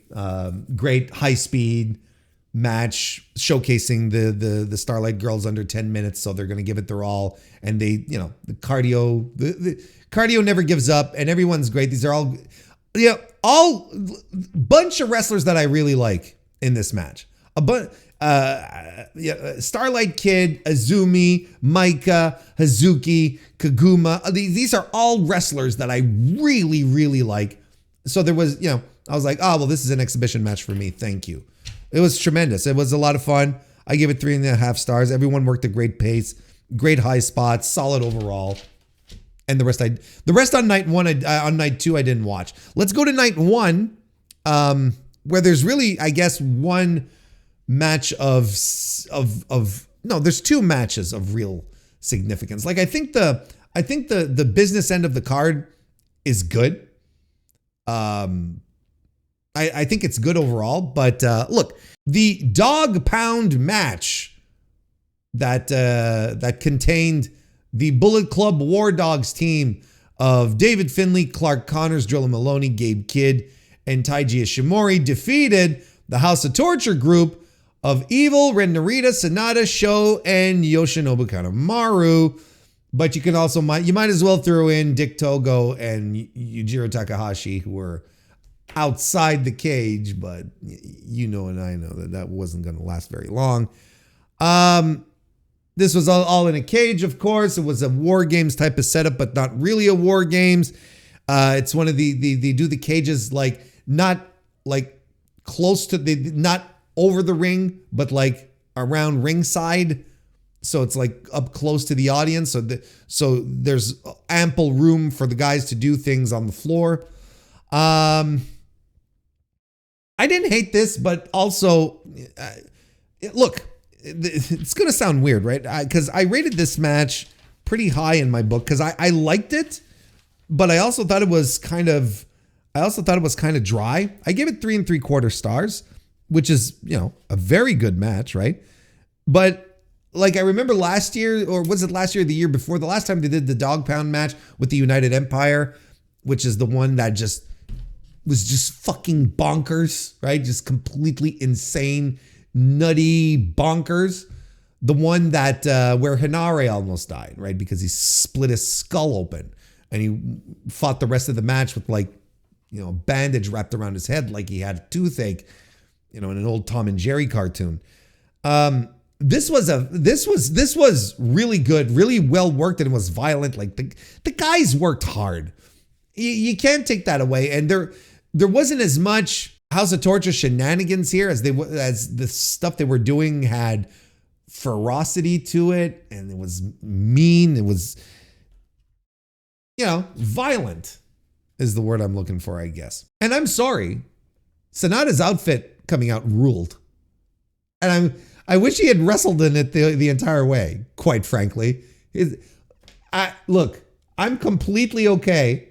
I'm completely okay with Sonata being, you know, a jackass like this and wearing his clothes, having these overly obnoxious clothes. Like, I'm completely for that. Anyway, like everyone bleeds really early in this match on the War Dog side. There's, you know, did anyone not bleed on the War Dog side? Maybe Clark Connors. Maybe Dave Finlay. Yeah, and you know, like I thought the balance was pretty good in the sense that they do all, you know, they'd be doing all sorts of wild shit on the floor, you know, sending Gabe Kidd head first into a table, right? They do, but then they'd get back into the ring and they'd have matches, they'd have moves, you know, you'd have Clark Connors, you know, doing double spears on guys. You'd have Dave Finlay actually wrestling Evil and doing, you know, the Into Oblivion and shit like that. But you'd have the table spots. You'd have all, you know, you'd have Taiji Ishimori moonsaulting off the cage, which was probably the biggest contribution he did to the match, quite frankly, which I'm not really surprised about. There's also the Gedo splash from the top of the cage onto Dick Togo, who was on top of the table. The table didn't break, and Gedo sort of did the jump.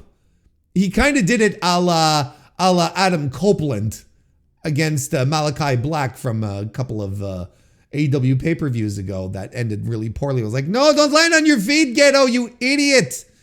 Don't do it. Dan Maloney cracks Sonata's guitar across Sonata's head. We have a table with barbed wire involved as well. Ren Narita, though, bleeds in this match. And who knew that he was such a bleeder? Jesus Christ.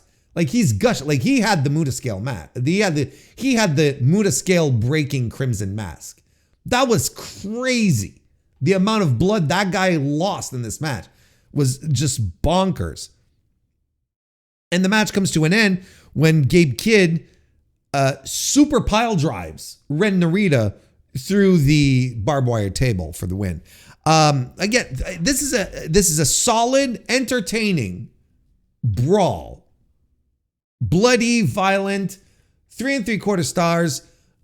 You know, not a good mix between the wild spots and the in-ring, I'd say, but didn't have like the chaos of last year's, or again, I say last year, but at the last dog pound match they had, which was completely bonkers. This felt a little more controlled, probably because guys didn't want to get hurt.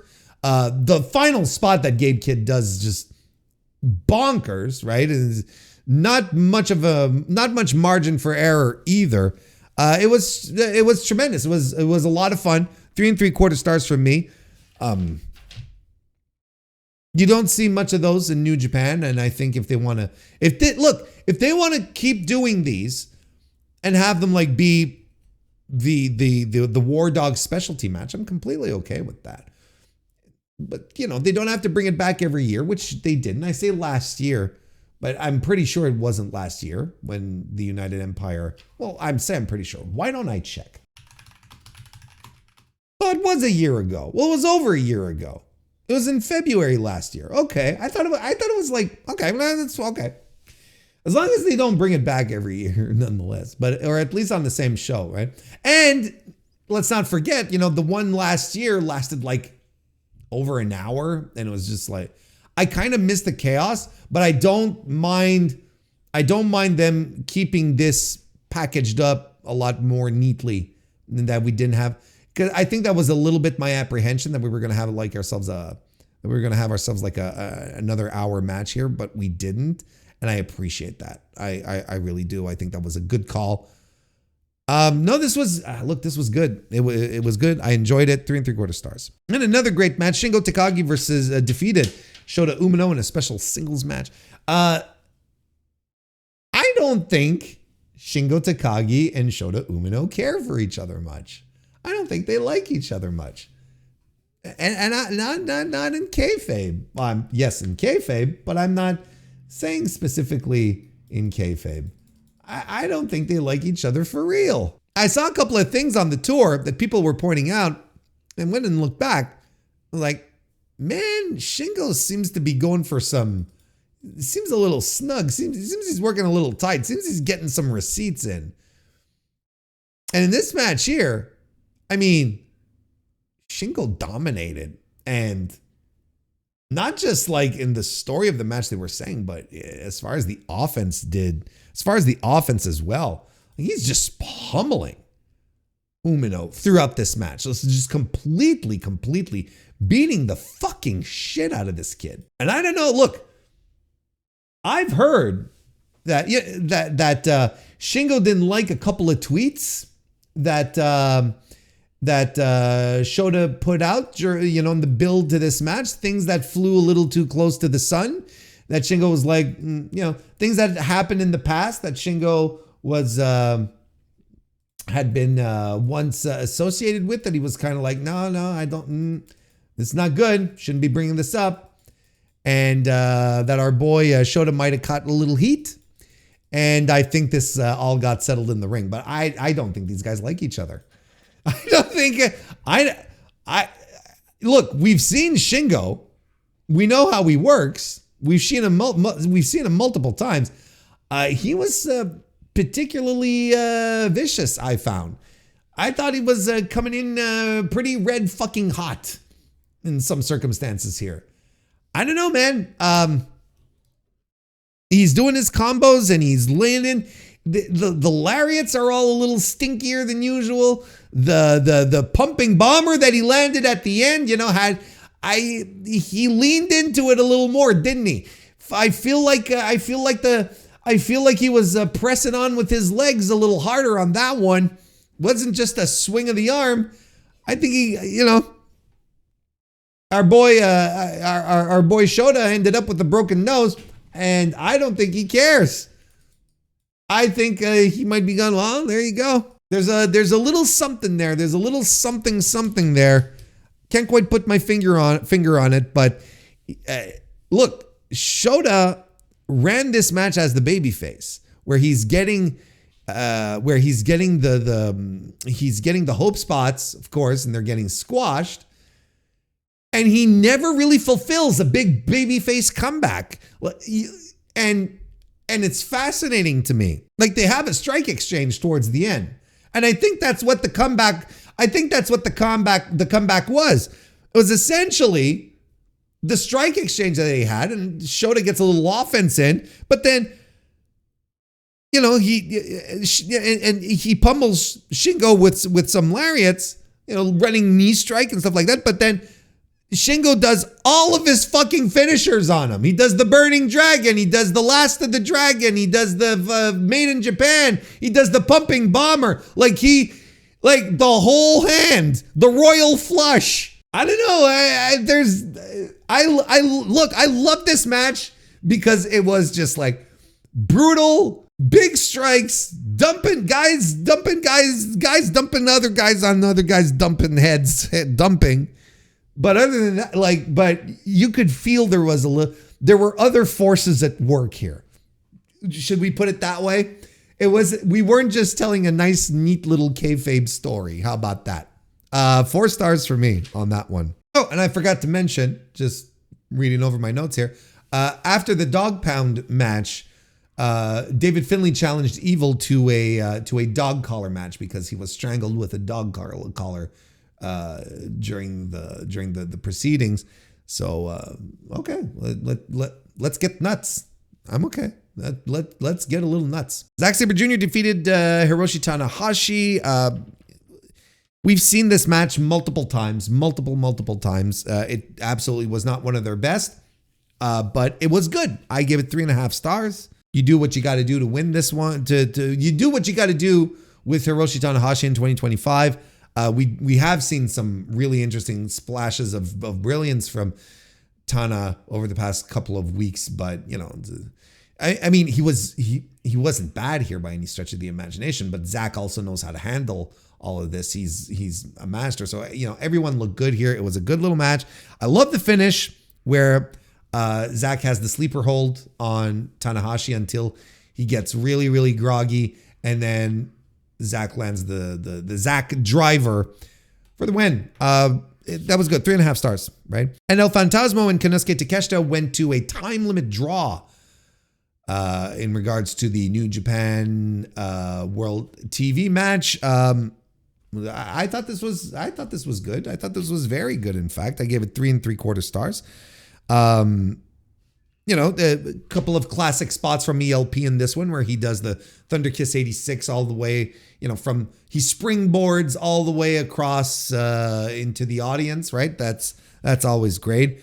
Pile driver on the apron by ELP, and he does the sit out powerbomb in CR2 to try and put Takeshita away, but he can't because Takeshita's a fucking beast. That's why. Takeshita catches ELP off of a springboard into what was supposed to be like a full blue thunder bomb, but I don't know. He lost his footing a bit. Takeshita did, and I think it looked even cooler than a blue thunder bomb because you could tell he was. I'm gonna drop you now, whomp, because if I don't do it now, it might get worse. That was tremendous. They trade poison ranas. I love the final sequence, like the last minute where both guys are just strike, cover. The guy kicks out at one, and they're doing all these sequences of moves, covering the other guy kicking out, and you're like, oh, this is not going to work. You know, you can feel it, but the guys are really trying. I like this final sprint to this match tremendously. I thought it elevated it quite a bit. 3.75 stars for me. And I also watched the LIJ match from night one. Bushi, Naito, Hiromu, and Yoda taking on Tomohiro Ishii, Taichi, Takuma Michinoku, and Yuya Uemura. But I've said everything I had to say about the LIJ stuff. There's really nothing more to add. And I didn't watch the rest. Those are the choices that I made. Hopefully you endorse my selections. Hopefully you back me up on that, and you're like, Warren, you really should have watched Katsuyori Murashima versus Daiki Nagai. You really should have watched that. Fail, Warren. Go back and watch it. A good show. I thought overall night 2. Okay, so night 4. Night 1 has more because it has 4 matches. That's why I said 4. It has more matches that have a lot of significance to them and that are very good. You know, the Bullet Club, War Dogs, and the House of Torture, Shota versus Shingo, the TV title match, Tanahashi versus Sabre. But night 1 has there's 2 really big matches, and they're so good. Those are the 2 you should watch, if that makes sense. Those are the 2 that you go out of your way to see. You go see Hiroki Goto and Callum Newman. Go see Callum Newman have his time in the sun where he's just tremendous. And you go watch Yota Tsuji and Uemura, the generational rivals, having a generational match right here. You go do that. I mean, so especially if you're strapped for time, that's what I'd have you go watch. If you have more time on your hands, well, the top 4 matches of night 1 and those 2 matches that I just mentioned are the ones you should really focus on. And of course, you want to watch the last LIJ multi-man match on night 2. What am I talking about? Of course, that's part of the deal. That's another thing you need to watch. And there you go. That does it for Wrestling Dontaku 2025. It's a good show. Good nights. Yeah. I want to talk about the Stardom All-Star Grand Queendom 2025 show that happened on April 27, 2025 from the Yokohama Arena over in Yokohama, Kanagawa, Japan. It is a show that has been qualified by many people as being one of the most important, one of the most significant wrestling shows in Joshi history. There are multiple reasons for that. The first reason, the attendance, at least specifically for Stardom in this case. They drew 7,503 people to the show, which is, I believe, Stardom's biggest attendance like ever. This is their largest assembled crowd to see one of their shows. Of course, you had a rather significant, loser leaves town match at the top of the card with one of the promotion's most significant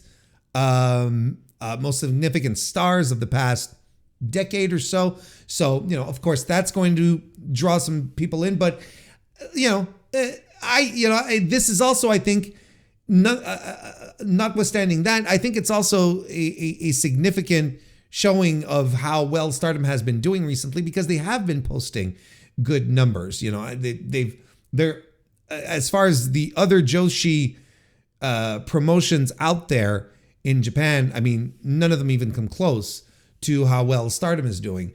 I think it's an indication of how well the promotion is doing overall, and if they can keep this momentum going, if they can keep this momentum going, they're going to be in a great spot, and they'll have a legitimate claim to being the number 2 promotion in the country. I mean, this has to be very, very encouraging. Everyone has to be happy with the turnout, with the results, with the production, and so on and so forth. I mean, look, I'm getting a little ahead of myself, but one of the reasons why this is considered a significant show for Joshi is the attendance for Stardom. This has been a gate buster.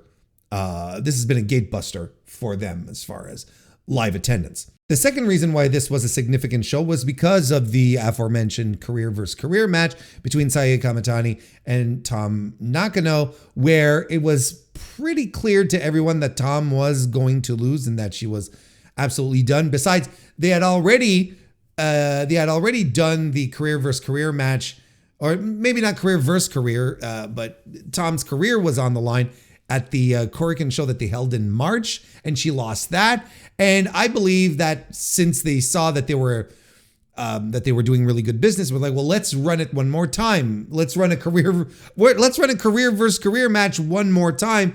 After all, it is pro wrestling, but I think it was a good idea to try and and run the gamble that they were going to have, that they were going to score a really good gate in Yokohama, which they did. So the gamble paid off. But nonetheless, Tom Nakano putting her career up and losing ultimately is a significant event. She has been one of Stardom's top faces, like just faces. I don't necessarily mean baby face, like a company face for the past decade or so, maybe a little less. But she has been quite ubiquitous within the company, and has been someone who has always been at the center of top things in the company. She's a multiple time, I think she's won it a couple of times, right? She's a multiple time World of Stardom champion. I think she's won pretty much every title in the company. And on top of that, a fantastic worker. She's always been a very good worker, has a very good connection to the Stardom crowd as well. Just someone significant that you can lean on and that you can always put in big spots and will always deliver. I've always enjoyed Tom's work, and the fact that she is moving on, that she's calling her career quits at a relatively young age, is significant. She's 37 years old. We're not talking about someone who is absolutely past their expiration date. I know Joshi wrestlers have a tendency to retire earlier because their bodies get banged up faster since they start doing it much younger. They start training quite young and go pro very, very young. So I understand. I understand that this is not necessarily unusual, at least for Joshi. But yeah, you know, she was a significant part of the Stardom roster, and now deciding to call it quits. It's a significant departure, and I don't think anyone really expected Saya Kamitani to lose because she did win. I don't think anyone was expecting her to lose her career. You know, she's still quite young. She is like right in the cusp of the run of her career, of the push of her career. Like no one's getting rid of Saya Kamitani when she's fully realized and at the height of her powers. No, we're just not doing that. That wouldn't make sense. So, you know, this prospect of getting to see Tom one last time, I believe, attracted more people just outside of the 1,600 or so that they drew at Corkin. Now, a larger venue, more people saw it. Like it turned out into the event it was supposed to be. And the third reason that this show is special in Joshi history is because it turns out it was the final match of Mayu Iwatani in Stardom, which I believe caught a lot of people by surprise. I don't think anyone was expecting that. Like, in the sense that I don't think this was advertised as such. I don't think anyone was out there saying Mayu Iwatani's last Stardom match. I don't think that was ever put out there. So unless you were really into the tea leaves, unless you really followed Joshi and had your ear to the ground and were able to get like some dark, you know, some dark whispers from the corner, from the shadow corners of the internet, I don't think anyone truly saw this as the final time that Mayu Iwatani would be in Stardom. Now, she announced her retirement in the press conference after the show. Well, not her retirement, her exit from Stardom. I want to be careful. I've been using the term retirement a lot when it comes to Tom, but when it comes to Iwatani, like, she is absolutely just leaving Stardom. She said that this was her final match and her final date, and that she would not be returning with the company. Now, this is a significant departure as well. If anything, Mayu's departure, I don't want to necessarily play this, but it might be considered bigger than Tom's. She is one of the original Stardom stars. She has always been with the company. She began in professional wrestling at the inaugural event all the way back in, 2011. So she's been active and involved in the company since then.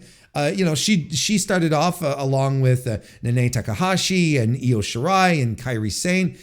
And while most of them moved on, she never did. She truly became the icon of Stardom and became the figure that you most identify with when it comes to Stardom. And her departure for the company is extremely significant. I saw one person who follows Joshi explain it in very plain spoken terms for the rest of us, that this is the equivalent of Sting leaving WCW. And no one actually knew this.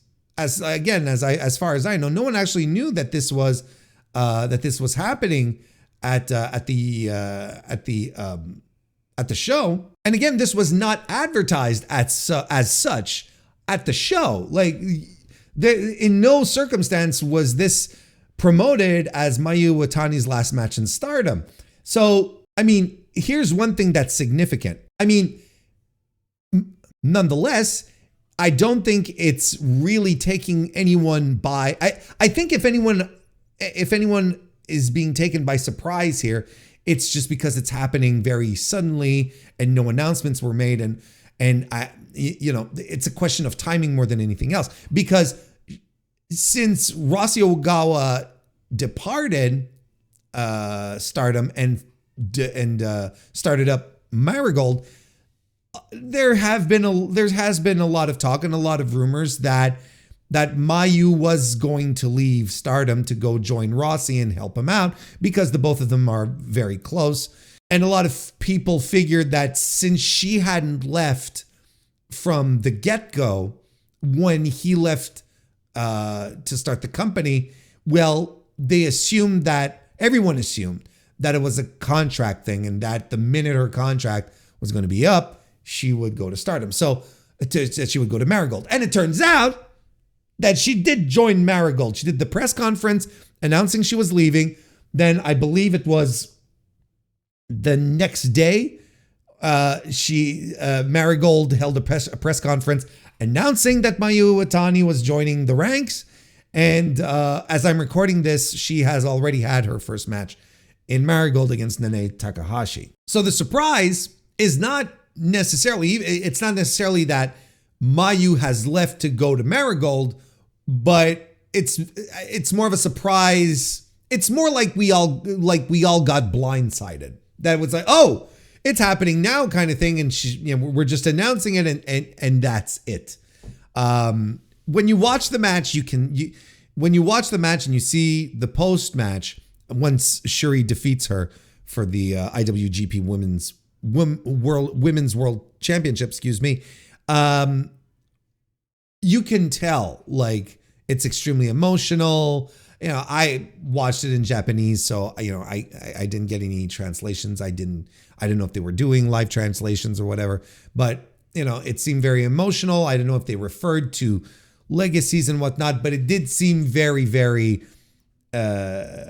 teary-eyed, tearful, and that something was going on. In retrospect, you're like, okay, we see where this is going.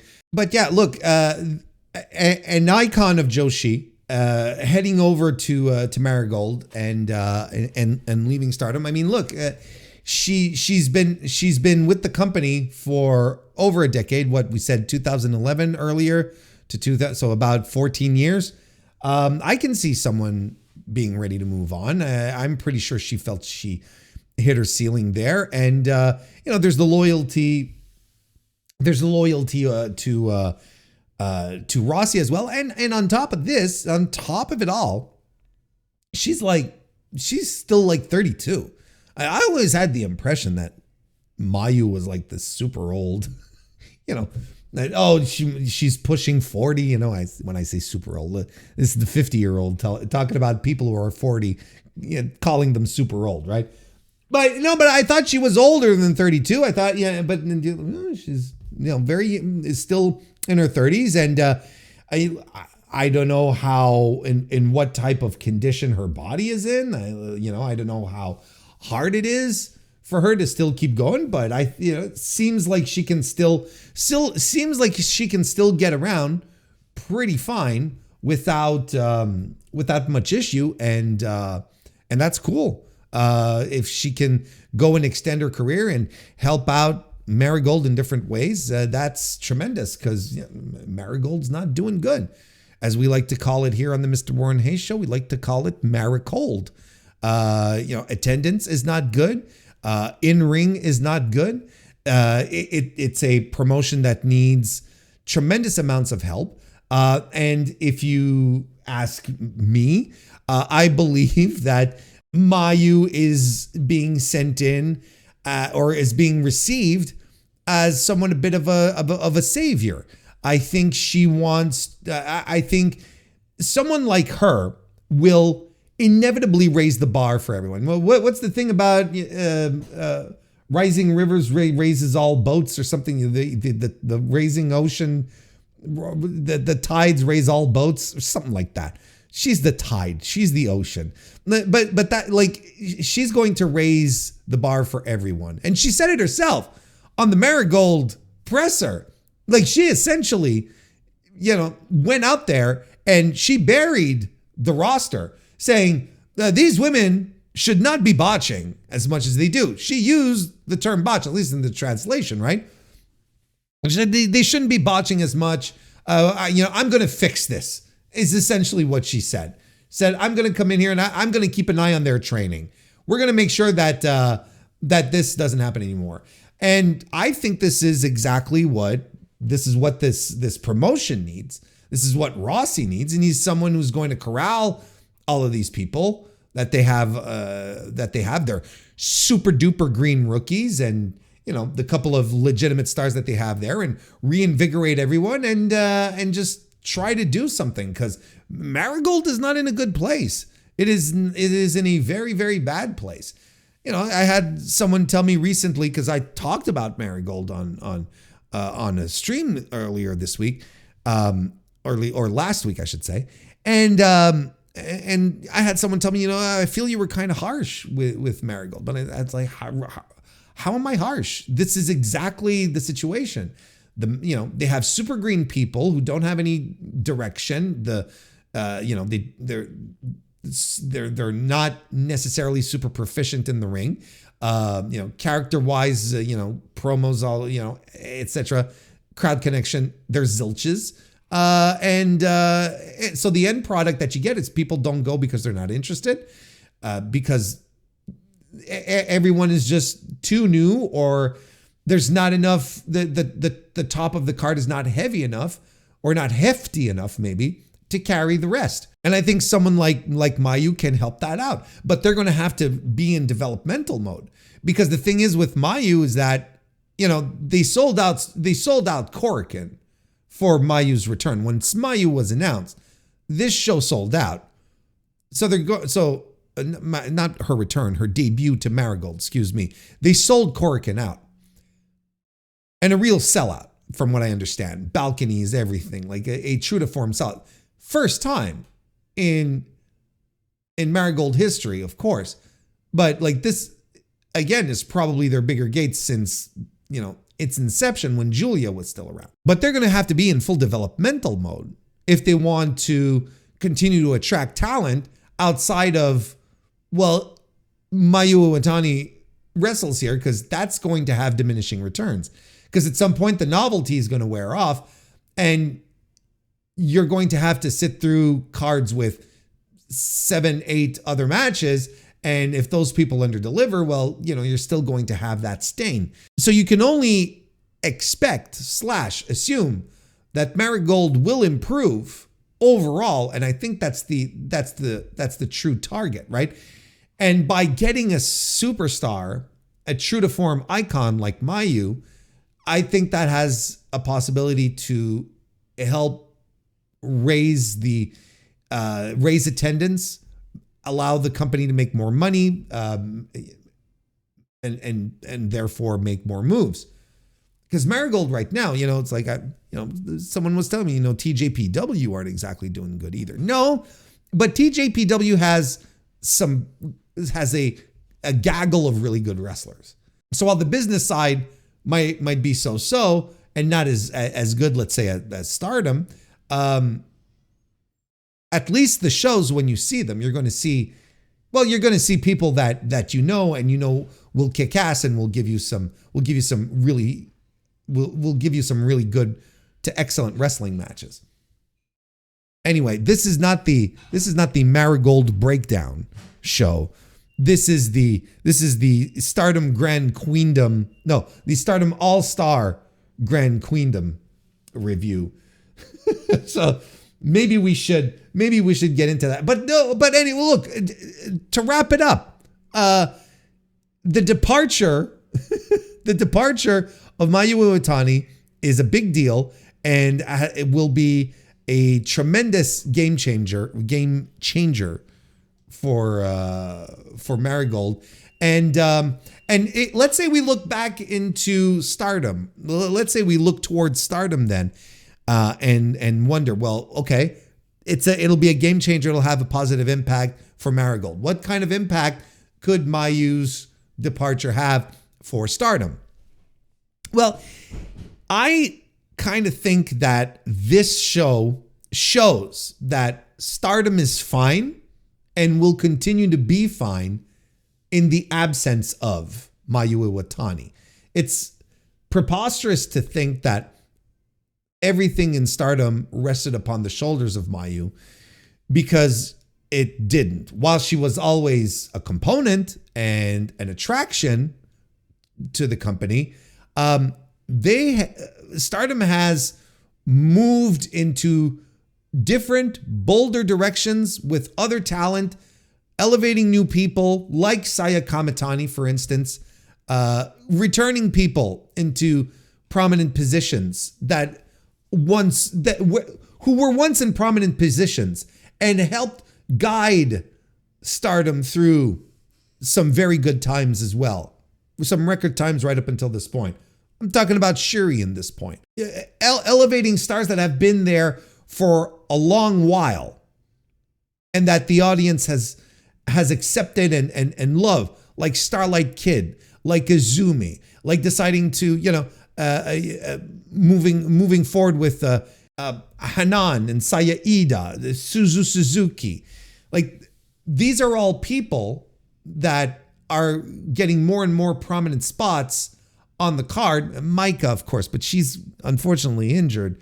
That was also announced at the press press conference, but Micah as well. There is a new set of top people, top women in this promotion, and that are doing great. That are doing great. I think it was Rich from the flagship podcast who made a comparison, compared this All-Star Grand Queendom show to Wrestle Kingdom 10. Wrestle Kingdom 10 that marked the end of, Shinsuke Nakamura in New Japan, AJ Styles leaving, and an environment where there was this really big turnaround and people were worried and we were asking, oh my God, what are we going to do without all these stars? And guess what? You had Okada step up, you had Naito step up. The company was, and I kind of feel like this is the type of situation that we have here. We're losing Tom Nakano. We're losing Mayu Iwatani. But you know what? This company's fine. And nature abhors a void. I can't say that enough. And it's something that's really fun to say, especially in pro wrestling. Pro wrestling really abhors a void. So if there are spots that open up, guess what, boys and gals? There's going to be people who are going to jump into those spots and take over. It's going to be just that simple. And it's a trend that we're seeing as well throughout Puro right now. Old guard moving away, creating spots for younger guys to take their spots in their promotions. We're seeing that in Noah with Ozawa being, the top guy there, a big kick, a big fresh kick of youth happening in Noah. New Japan is confronted exactly with the same type of situation. We knew we were losing Hiroshi Tanahashi in January next year. But in the meantime, all of a sudden, Tetsuya Naito also departs the company. So what does that do? Well, now it's time for the young guys to step up. And there are young guys who are absolutely stepping up to become the next big stars of New Japan Pro Wrestling. And it's healthy. It's a healthy thing to do. And it's good for the audience. People get excited for that. And I think this is one of these things that is helping Stardom move forward as well. They have an excellent basis of really exciting young stars. Not that anyone is really old in Joshi regardless, but you bear with me here. Let's say new stars that are clicking, that are hitting. And I think this show ends up being a generational pivot, right? Where some of the big stars who carried this spot are now moving on to other things. And here are the fresh faces that you already know. And some of them are already in prominent positions. So it's very, very interesting. I think it's a very exciting prospect for Stardom. Talking all about the future of Stardom and whatnot, and we haven't even started talking about the show. A show that I really liked. Ultimately, this has been, this was a really, really good show. That I don't know. I feel like this is a great starting point for anyone who wants to get into Stardom. Just to reiterate, because it's new to me to have started reviewing Stardom again. A couple of years ago, I was following Stardom a lot closer when we had Shuri and Utami Hayashishita at the top. Those were some incredible matches. Those were some great times, and I really, really loved it. I fell off a little bit, and then started hearing a lot of buzz around Saya Kamitani and whatnot, and I got back into it. I believe like this is my second Stardom show that I review here officially on the podcast. So I can feel the excitement. I can see it in I can see it in Joshi fans right now who really think Stardom is in a good place, who are excited about the future of the company. I really think this is a good launching point. I really do. I think anyone who would like to start off, give it a try. I think this is a good point. Anyone who wants to get into Stardom, I think this is a perfect moment to do it. And this show was really good. This was a terrific show. And goddamn, did it look good. The production on the show was second to none. I mean, this is the same.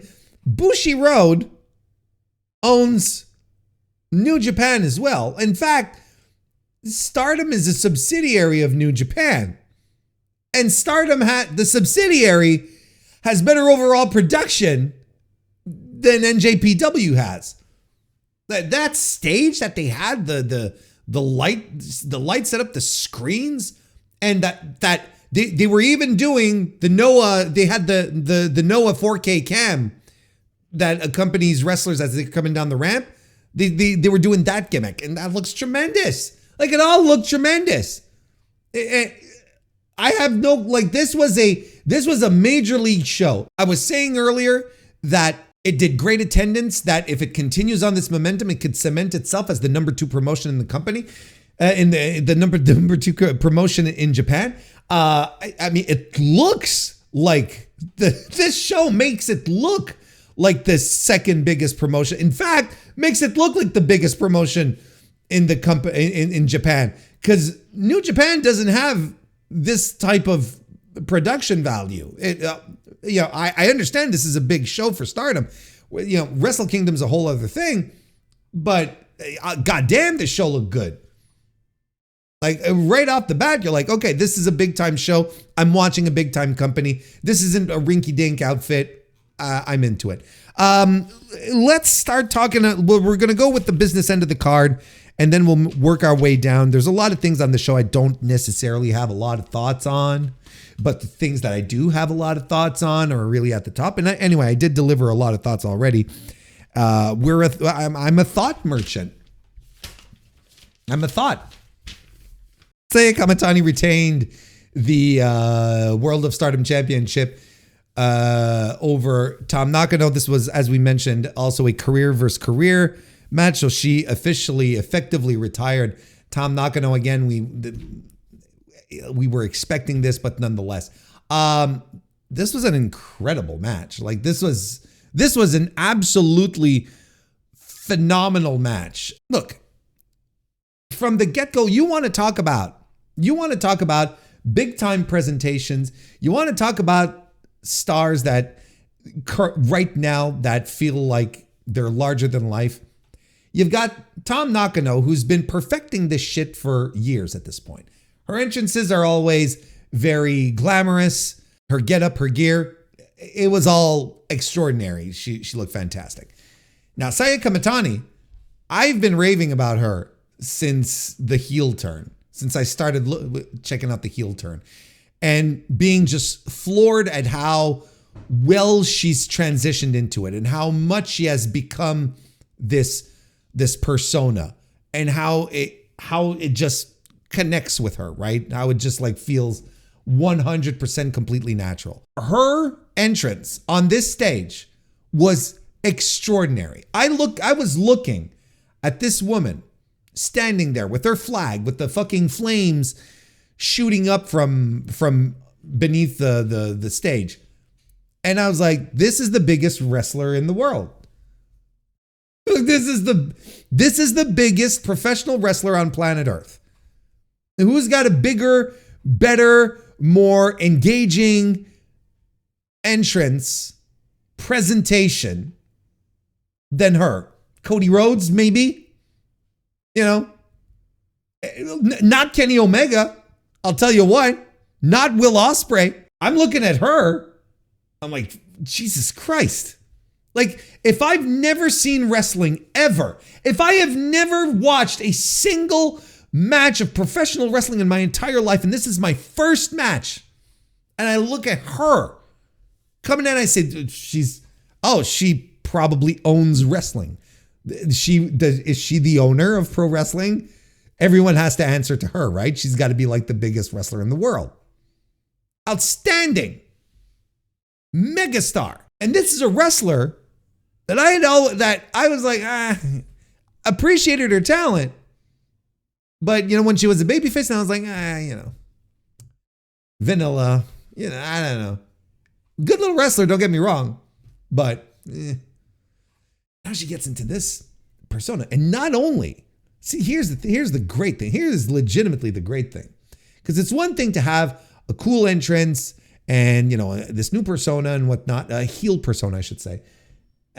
But if it doesn't translate into improving your in-ring, you know, and being a better overall pro wrestler, then it's kind of bunk, right? No one's going to sit here and tell me that Saya Kamatani is a bad pro wrestler. And especially after, I find everything she does ever since she turned has been improved. It's smarter. It's snappier. This has been a complete. It's not even a character reinvention. It's not even a gimmick change. It's like it's been a profound connection for her. She's an entirely different person. Yeah, this is why I lose my fucking mind sometimes when I see these lists pop up. Greatest heel turns of all time. All the most successful heel turns of all time. Hogan at Bash at the Beach, which arguably is, right? Okay, don't get me wrong, okay? That's probably the greatest, most successful heel turn of all time. John Cena at the not WrestleMania, Elimination Chambers, you know, it's no. Not when you see it, and then you see Saya Kamatani, but then no one who does these fucking lists doesn't watch anything else than what happens on, you know, that happens on Paul Levesque Vision. If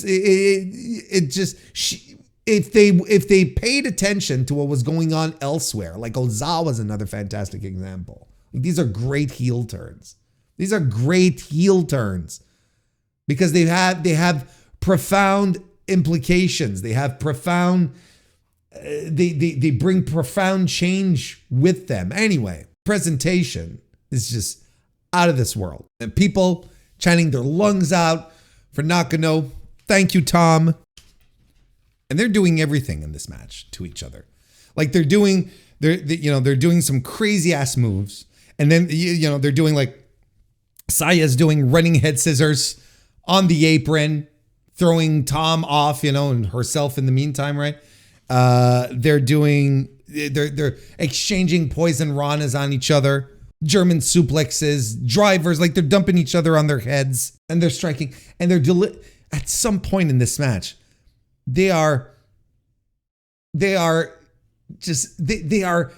exchanging headbutts, and their heads are making the most disgusting thud noise. You're like, no, I don't want to hear this. Girls, don't do this for real to each other. It doesn't. It's just disgusting. But dramatic, and the one thing that I appreciated here, as opposed to the match that they did in Corkin, which took me out of the match, was all of the fucking nonsense. There were no cosmic angels out there. There was no one from Hate, as opposed to in Corkin. Whereas at some point everyone starts interfering, and then it turns into a unit war and it distracts from the match. There was no one out. There was no one there, and there was no bullshit, hate, interference. There was nothing.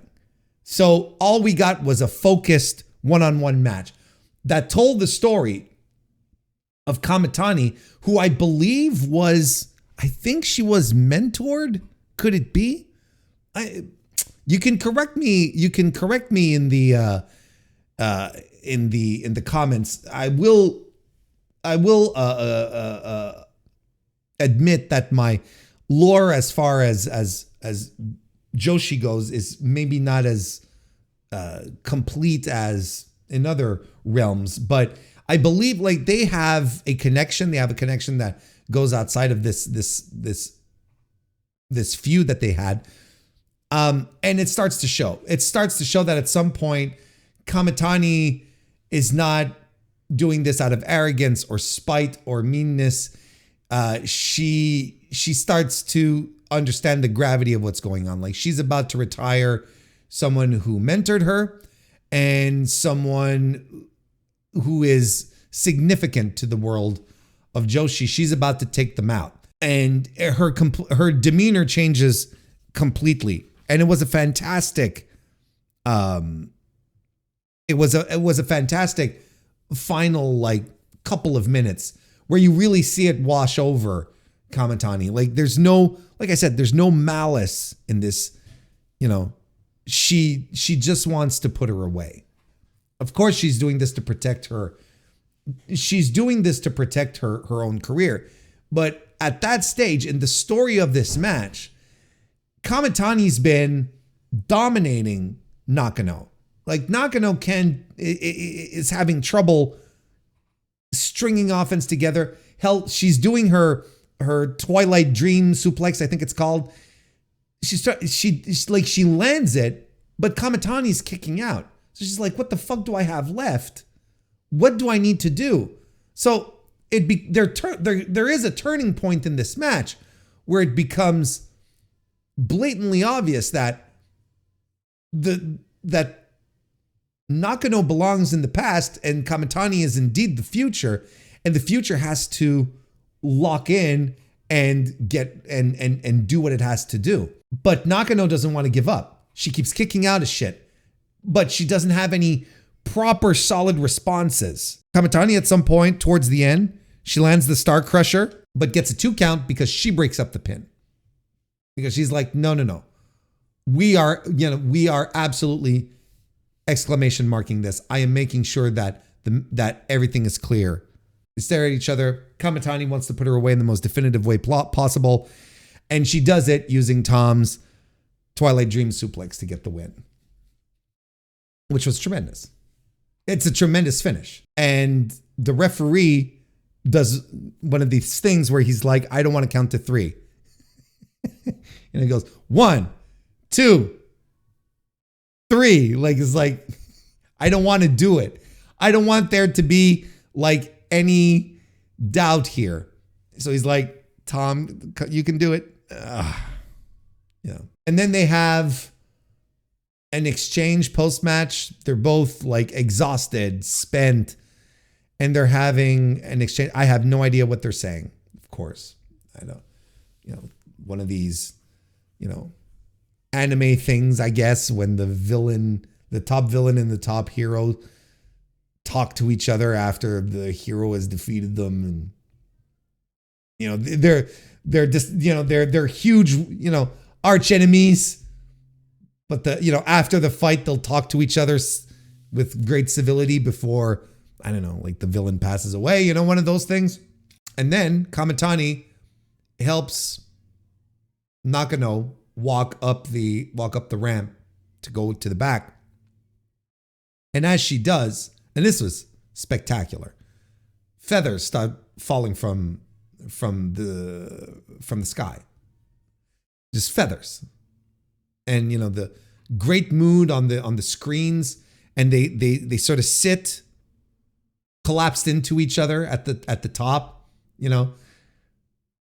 Tom sort of leaning against Kamitani. It's kind of like an embrace.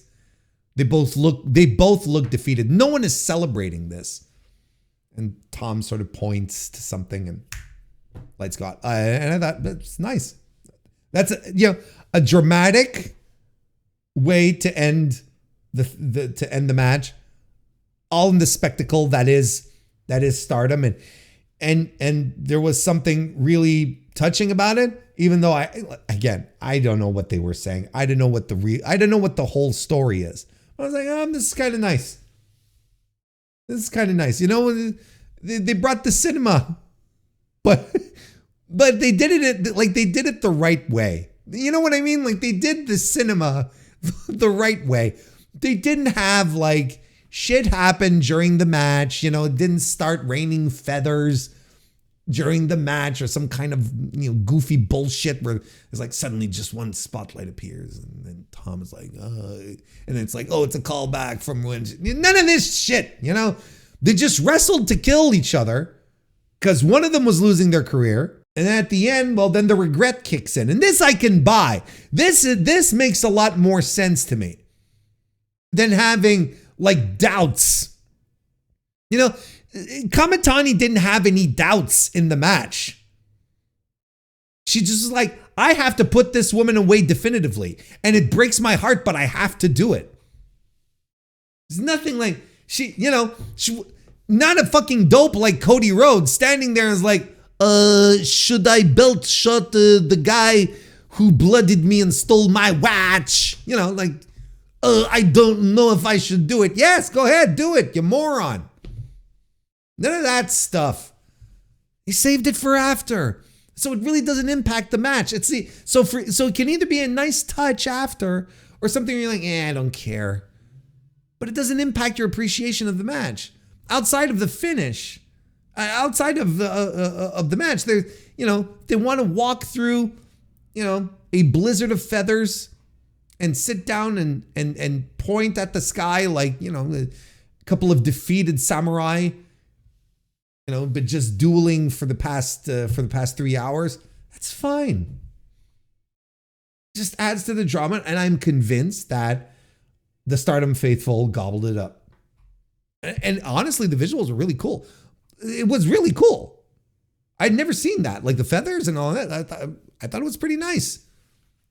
It was a very, very different finish, wrap up, post match that I had seen, like creative, and didn't get in the way of the match. That's always my thing when wrestling wants to start getting a little too special. When wrestling feels like it has to sniff its own farts. That's when sometimes we can get off rails, but not here.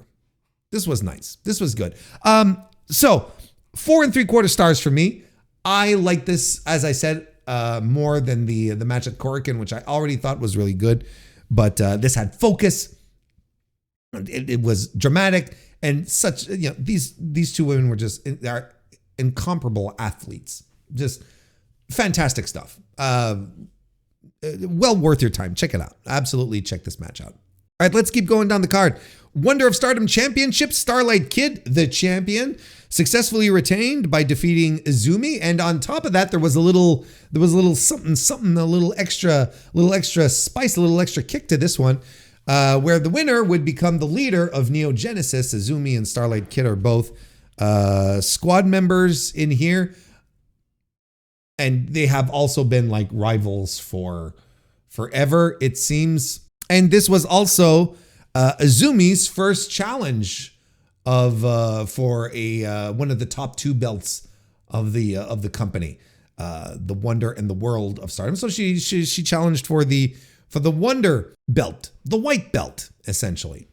I love this match. These are 2 wrestlers that I particularly adore. I think these are 2 extraordinarily talented pro wrestlers. Starlight Kid is a complete package.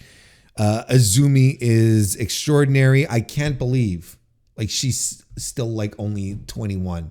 She wasn't that the age that they said she had, right? Let me just check. How old is Izumi? But I feel they said 21. Well, okay. AZM. There you go. 22. This is a situation. It's kind of like it's kind of like Nick Wayne, where you're like, Nick Wayne has been 19 years old for 6 years. You know what I mean? Like he never ages. You're like, you think he's 22. You're like, nope, he's still 19. It's like, it was the same thing with Azumi. I still can't believe how incredibly young she is. And she's tremendous. And Starlight Kid is tremendous. And I love the start of this match because, you know, these are both practitioners of the high speed variant of Stardom wrestling. And they went a little like that to start. Did calm down though, because, you know, this is another division, I guess. It's another approach to wrestling. So they did something, you know, more tippy tier, top belt kind of situation. But the pace was good. The Starlight Kid was selling the arm throughout the match. Azumi tried to work over it. Of course, it didn't turn out in her favor towards the end. SLK is doing all sorts of stuff, trying to put Azumi away, especially towards the end. She's doing tiger drivers and moonsaults and all sorts of stuff. And Azumi's just kicking out of everything.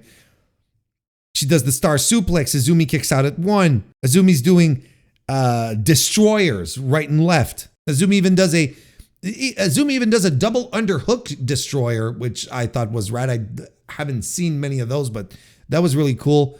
But SLK does an avalanche Spanish fly and a pair of tiger suplexes to get the win. From what I understand,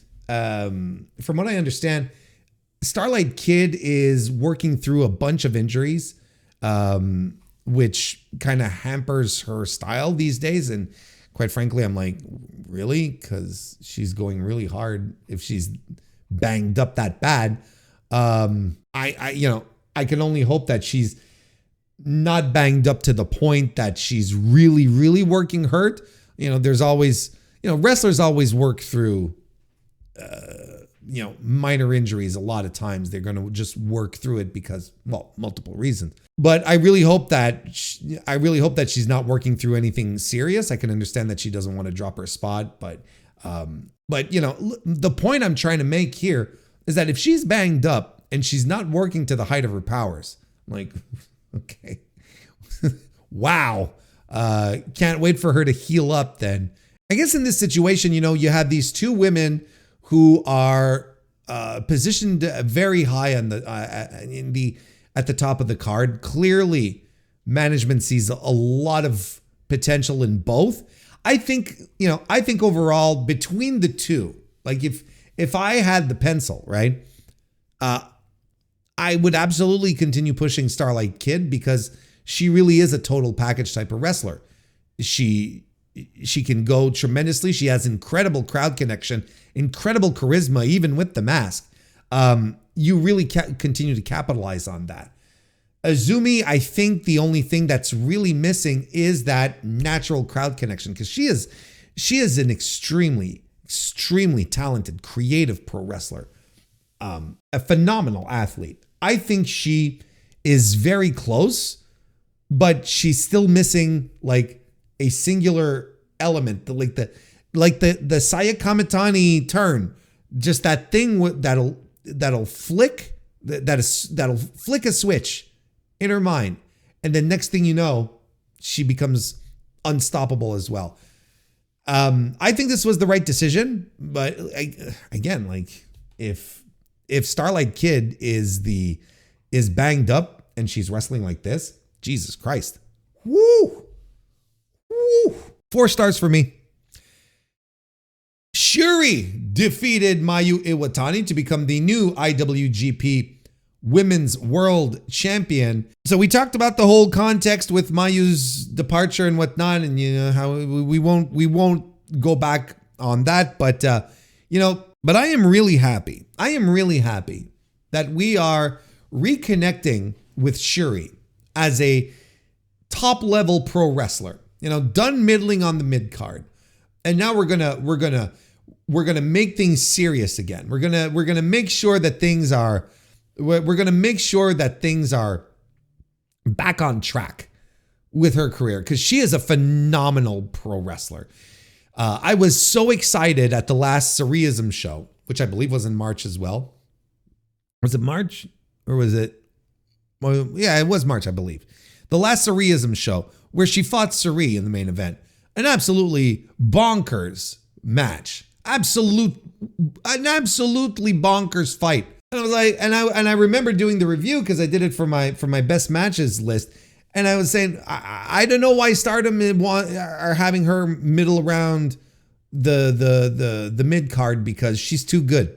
She's too good to not be doing like top tier things. Now, is being IWGP Women's Champion a top tier thing? Well, we could have that discussion for another time. But, you know, being the one who ends Mayu's long reign, right? This is like a 200 some plus days, or no, more than that. 735 day reign. What am I talking about? Yeah, like having Shuri back in this kind of role is really, really exciting, and it makes me happy. And this goes early and it goes hard. They start kicking each other. They go to the floor. Shuri lands a swing DDT on the floor, and Mayu starts selling her neck. That would be tender for the rest of the match. Later on in the match, Shuri does an avalanche toss, or like she locks. They're on the turnbuckles, and she locks in a wrist lock on Mayu, and she just like tosses her off. And then they land on the mat, and she's still holding on to the wrist lock, which was phenomenal stuff. A crucifix bomb by Mayu, and they're just dropping each other with suplexes and slams. And Shuri is going back to the submission. She wants to make she just wants to make things really, really hard on Mayu in this match. Essentially, there's one botch in this match. Where there's, I think there was supposed to be like a Rana off the top rope. I'm not quite sure, but it didn't quite work out. But that's, we have to call it. It happened. It was pretty blatant, but these are two pros, didn't phase them. The moonsault by Iwatani follows. Snapdragon as well with the bridge. German suplex by Shuri follows. And a series of tremendous kicks. And then Shuri does her driver thing, the cross arm. I don't know exactly what it's called, but just fantastic stuff. Incredible match. You can see right there why Mayu is still so good at what she does. She's tremendous, and Shuri is she was one of my favorite wrestlers. What was it? 2023, 2022, 2023. She was one of my favorite wrestlers during that period. She's just phenomenal, just an absolute beast. And I'm so glad to see that she might be higher in consideration here on the roster, that there might be a spot for her a little higher up. But this was great. This was absolutely phenomenal. 4.5 stars out of me. This is probably, this is in fact my second favorite match of the entire show. And yeah, I mean, Mayu wrestled with determination. She wrestled with passion. Of course, everyone except us knew what was going to happen, so it made the whole thing even more special. And Suri, by the way, was there at ringside, and this was really funny because Suri was at ringside. They showed her at the start of the match, and she's in her tracksuit, and everyone goes, "Hey, it's Suri." And then once the match is done, Shuri and Mayu, they do they do the exchange, they talk, blah blah blah, and it's emotional, and Shuri is telling her stuff, and it's probably very complimentary, and Mayu leaves. So then Shuri hits the ring. She's in her tracksuit, and she ain't crying at all. She's like, "Fuck this shit," and she grabs a microphone. And she's like, "I want a shot at your belt, motherfucker." Well, that's not what she said, but like the tone changed so quickly. And Shuri then stopped being emotional. She wasn't crying anymore. Then suddenly she like stone face. It's like, "I'm going to kill you," kind of thing. Because I'm telling you, the match they had, At the Surrealism show, which went time, by the way, they went to the time limit. They were laying into each other so bad. It was almost scary. Yeah, listen, I was into this. I was really into this. It was a lot of fun. So probably at an upcoming Surrealism show, I would say we'll get the rematch, or maybe at Stardom. Anyway, I'm really stoked for Surrey and Shuri to go at it again. Did I say 4.5 stars? Yes, I did. Tremendous stuff. Yeah, I mean, you know, some people call this like a passing of the torch, and I'm like, okay, I could see it, sure. But also, Shuri has also held the torch once before, so I'm like, an excellent match. This is another one where you have to go out of your way to watch. Then we had the Goddess of Stardom Championship, where the champions Hanan and Saya Iida defeated Hazuki and Koguma to retain their titles. Where is it? Oh, here we go. Oh yeah, no, I like this match. I'm looking over my notes. Oh yeah. This is good. You know, I'm a big Saya Iida guy. I think she's tremendous. You know, she's tiny, but I think she's tremendous. There's really something there. Good physical match. You know, we got some shoot headbutts, and we got an apron muscle buster by Iida on Koguma, and I was like, these women are crazy. You know, I was like, okay, this actually rules. And then while both of them, Koguma and Iida, you know, regain their senses after the move, Hanan and Suzuki are just dropping each other on each other's heads. And this is another match, like I mentioned, the shoot headbutts. This is another one where, like, ladies, please stop. Don't do this. Really don't do this. Hanan gets the win with the German suplex with bridge. 3 3/4 stars. This was a blast. It was a lot of fun. I really like this match. It's another match where there's a lot of people that I really like involved in here. Saida and Hazuki specifically. I think they're tremendous. Then we had a match for the Sendai Girls World Championship where Chihiro Hashimoto successfully retained her title against Maika. This was a big fight between two big powerhouses. In fact, Hashimoto really leaned in on the power. But Maika, she was a little more strategic, you know, trying to pick at Hashimoto, you know, work body parts, so on and so forth. Didn't quite work out though. Yeah, this was really good. I don't have many notes, honestly. Big, powerful fight. And it ends with a huge powerbomb by Hashimoto to get the win. This was good. This was very good. Maika, unfortunately, is injured. Not out of this match. She's been carrying an injury for a while.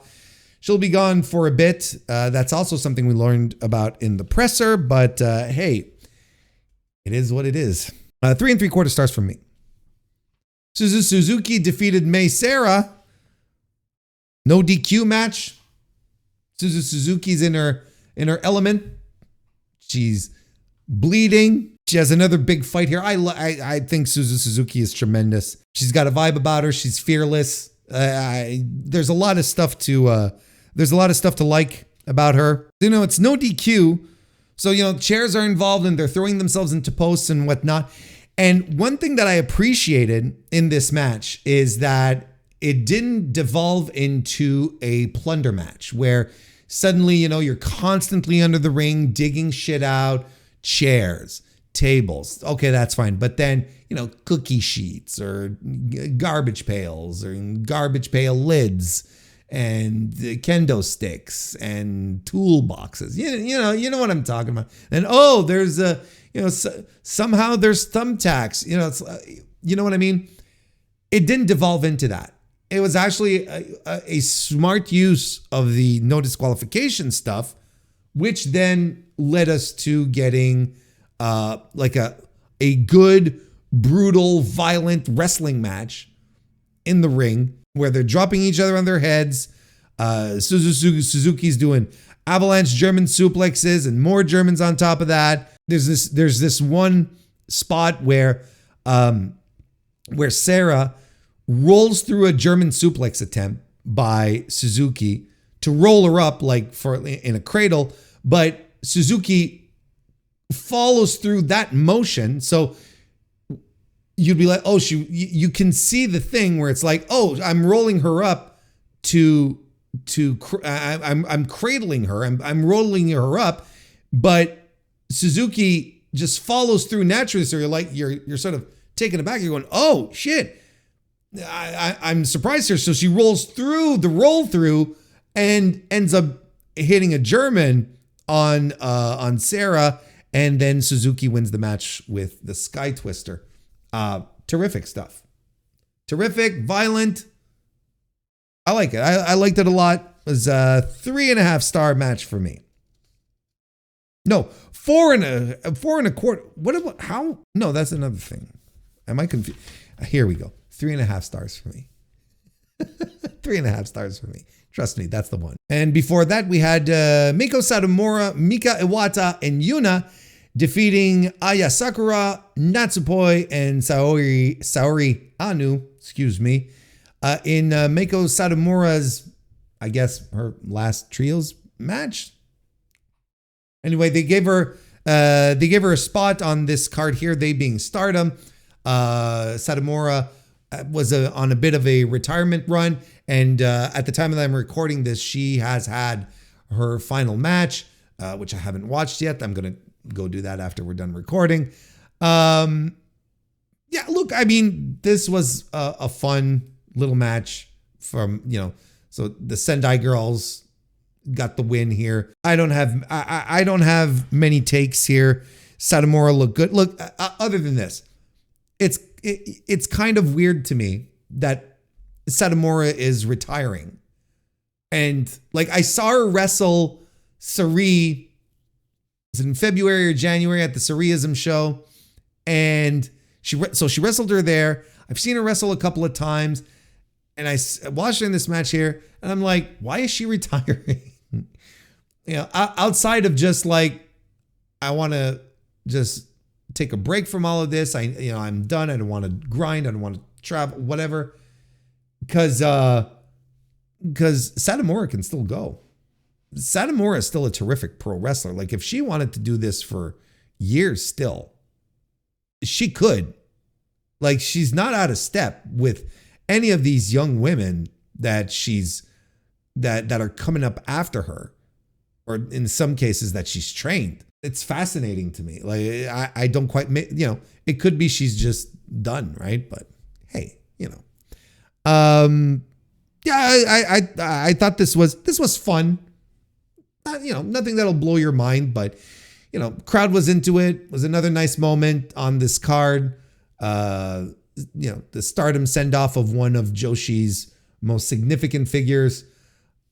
3.25 star. I mean, it's fine. I don't have many notes here. It was fine. It was fun. It was more than fine. It was fun. Yumiko Hata from all the way back in AJW defeated Rina. I wasn't super aware of the card going in. I was like, oh, wow. Okay. Yumiko Hata. Really? Wow. Okay. What? Can she still go? Kinda. I would say that this was my least favorite match on the show. I think it was the worst match of the show, quite frankly. I think it was the worst match of the show. I give it 2.5 stars. Mediocre. It's just all right. I don't know what else were happening. I don't know what else you'd call this. Yeah. So Hata defeated Rina, and it's all right. I don't have many notes here. Saya Kurara defeated Tekla in Tekla's last match. This is also part of the news that has been coming out since. And this ended up being Tekla's last match. She is allegedly heading to North America to wrestle. All signs point to AEW, though that has not been confirmed yet. However, in this match here, there was a stipulation where if Tekla lost the match, she needed to join Cosmic Angels. If she won, she got to face Stardom President Taro Okawa in a fight. And the match was okay. Like, I thought it was all right. Not my favorite. I gave it 2 3/4 stars. But the big thing here was the post-match angle where President Okada, who is in the audience, has a microphone and, basically taunts Tekla because they've been on a long-term feud. They've been feuding with each other for a while. So he taunts her that she's going to be joining the Cosmic Angels. Still a very weird stipulation. Why would you want someone in your stable who entered there because they lost a match and are forced to join? Like, the losing stipulation for that person, the punishment is to join your stable. I don't know why that kind of shit doesn't make sense to me. Yeah, so he makes fun of her and she gets pissed off and she attacks him, and attacks him proper too. Like our boy Okada here, the president, the suit, he's taking bumps and she's messing him up. I'm like, God damn, all right. Okay, brother's into this. He wants to get tossed around. That's fine. But the repercussion here is that Okada, after when he recovers, gets on the microphone and says, you know what? I'm sick of this shit with you. You're fired. So he fires her. So that's how she exits Stardom. I think it puts a nice bow on the story they were telling. And she's gone. She is gone from Stardom, moving on. 2 3/4 stars for this match. And then the opener saw Hina defeat Rana Yagami to retain the Future of Stardom Championship. My notes here: fine little match, 3 stars. There you go. So that was All-Star Dream Queendom 2025 from Wonder World Stardom. What is it again? World of Wonder Stardom? I don't remember. Doesn't matter. From Stardom. A very good show. It's a legitimately really, really good show. It's right up there with some of my favorite shows that I've seen this year. Some exceptional matches, eventful, newsworthy. There's a lot going on in the show. I highly recommend it. If you don't have time to watch it all, I would recommend the top 3 matches. The main event, the Wonder of Stardom Championship, and the IWGP World's Women's Championship. At the very least, you need to get those 3 into your eyeballs. Those were tremendous. And if you have a little time, treat yourself to some Suzuki. Even though, yeah, I enjoyed it. I enjoyed it a lot. It's a good show. It's a very terrific show on top of that. Let's not undersell it. This was a terrific show. It's well worth your time. And that about wraps it up for another edition of the Mr. Warren Hayes Show. Thank you, everyone, for joining me today. It was a pleasure to have you, and hope you enjoyed all of this lovely wrestling content that I prepared for you all. One last pitch for a 5-star review, a 5-star rating, or a like here on YouTube, if that's where you're watching it, would be great. You can also join the Mr. Warren Hayes Show Discord. We always love to welcome new wrestling fans. The link is in the description. And you can follow me on Blue Sky as well at MrWarrenHayes.show. Well, listen, streams are coming up. Stream later tonight, Thursday, not later tonight, later on Thursday. If you want to join us for that. We stream a couple of times a week on the YouTube channel. So, we'd love to have you here. When I say we me in the chat. And the Dynamite review will be happening tomorrow as well. So there you go. That about does it. Nothing more to talk about. So we'll sign off. Thank you all, everybody, for joining me. Go watch some Randy Orton and get back to me. And I will see you next time.